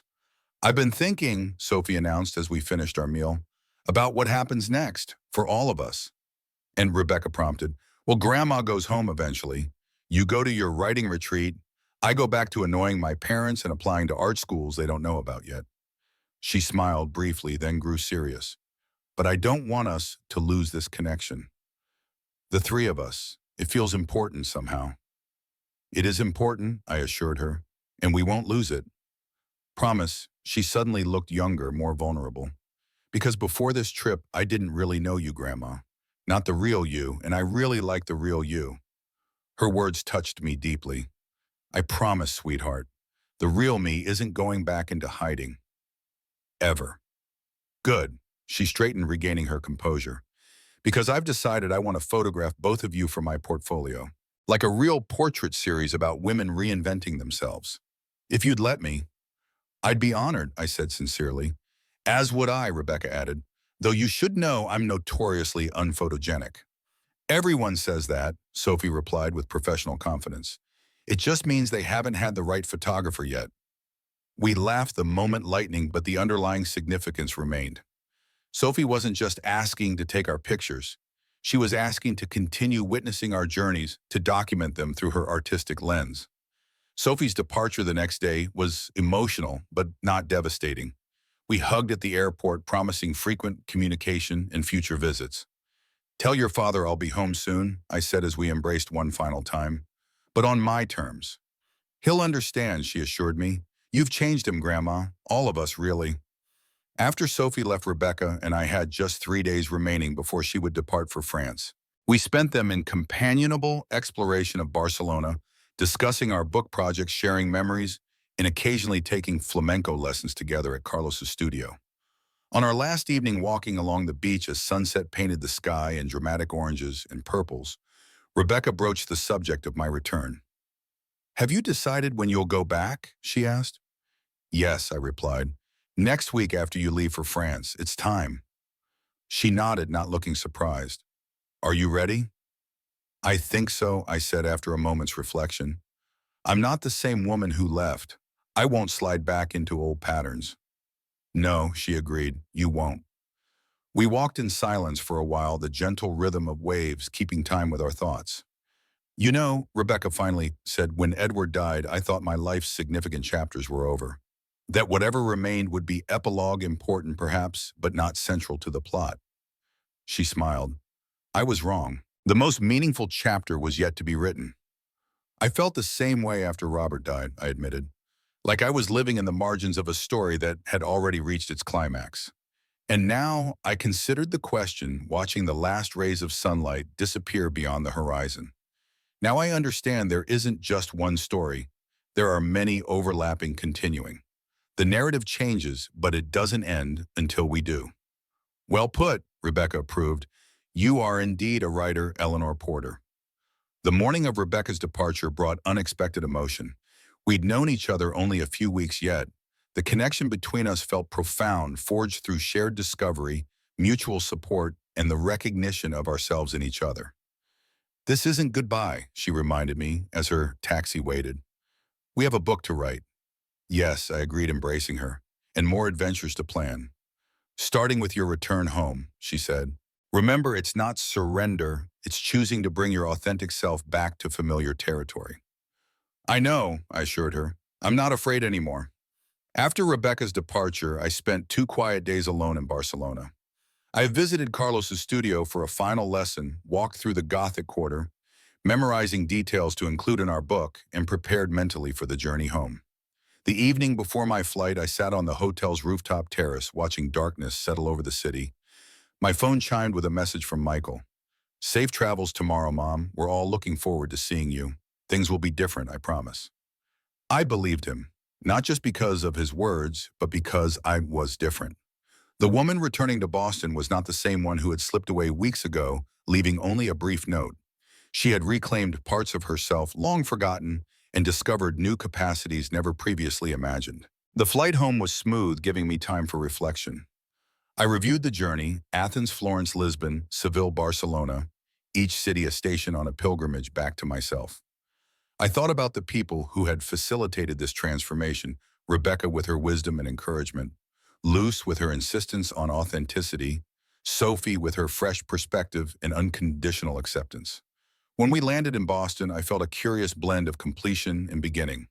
The circle was closing, yet a new trajectory was emerging. I collected my luggage, now adorned with colorful tags from European airports, and made my way toward the exit. Michael was waiting in the arrivals hall alone. He looked different somehow, more present, less harried. When he spotted me, a genuine smile transformed his face. Mom, he said, simply embracing me, welcome home. The drive to my house was filled with easy conversation, updates about Ryan's soccer team, Vanessa's new job, teaching part-time at the community college, Sophie's enthusiastic sharing of her European photos. She hasn't stopped talking about you, Michael told me. The flamenco especially made an impression. She showed us videos. I can't believe she recorded that, I said, feeling a mixture of embarrassment and pride. I'm glad she did. He glanced away from the road briefly to meet my eyes. I've never seen you like that. So, alive. When we arrived at my house, I was surprised to find it looking better than when I'd left. The garden had been tended, the porch freshly painted. We've been taking care of things, Michael explained. Seemed like the least we could do. Inside, everything was clean and welcoming. Fresh flowers stood on the kitchen table alongside a sealed envelope with my name written in Robert's familiar handwriting. Michael had kept his promise about the letter. "Would you like some time alone?" he asked, noting my gaze fixed on the envelope. "Yes," I said, "but stay close. I'd like to talk afterward." Once Michael had stepped outside, I sat at the kitchen table and carefully opened the envelope, preserving the seal that had remained intact for 2 decades. Inside was a single page written in Robert's neat, precise hand. "My dearest Eleanor, if you're reading this, I'm gone and you've found the courage to open the bottom drawer of my desk, something your inherent respect for privacy would normally prevent. I'm writing this because I fear what will happen after I'm gone. Not to me, but to you. I fear you will gradually disappear into the roles of mother, grandmother, widow, all worthy identities, but incomplete without the essential Eleanor I've had the privilege to know and love. Remember the woman who wrote poems that made me weep? The one who spent 6 months learning flamenco because it spoke to something unnamed inside her. The one who never backed down from an intellectual debate, even when I stubbornly insisted I was right. Don't let her vanish. I've watched you gradually minimize yourself to maximize others' comfort. It's one of your most beautiful qualities, your generosity of spirit, but it can become a prison if left unchecked. So here is my final request. My love, remember yourself. Insist upon yourself.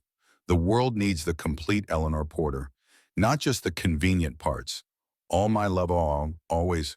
Robert tears flowed freely as I read his words, words that had waited patiently for 20 years, while I did exactly what he'd feared. I disappeared into roles defined by others' needs, gradually surrendering the essence he had so cherished. But I'd found my way back.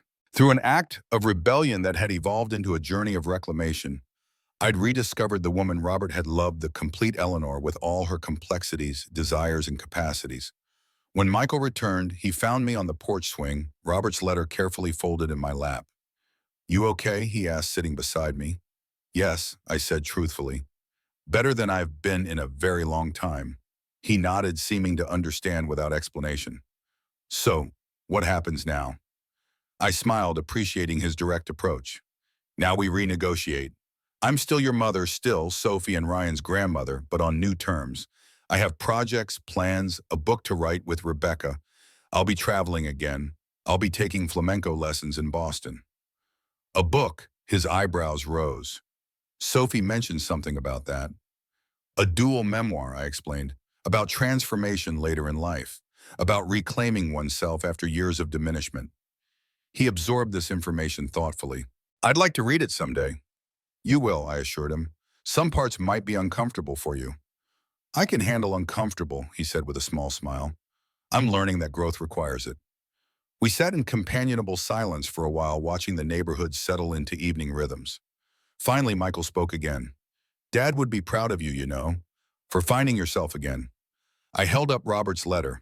He actually anticipated that I might lose myself, warned me against it. "Smart man," Michael observed. "He always saw you more clearly than anyone." "Until recently," I amended. "I think others are beginning to see me now too, including myself." The next morning, I woke early and made tea, a habit formed during my travels. Standing at the kitchen window, watching sunrise illuminate my familiar garden, I felt a sense of integration rather than return. I hadn't come back to my old life. I brought my new self home. I took out my journal and wrote on a fresh page, things I no longer apologize for: wanting space, wanting more, saying no, leaving quietly, coming back louder, being fully human rather than merely useful. And at the bottom in script, as bold as I could make it, I was never too old. I was just never asked if I still dreamed. Now I don't wait to be asked. I go.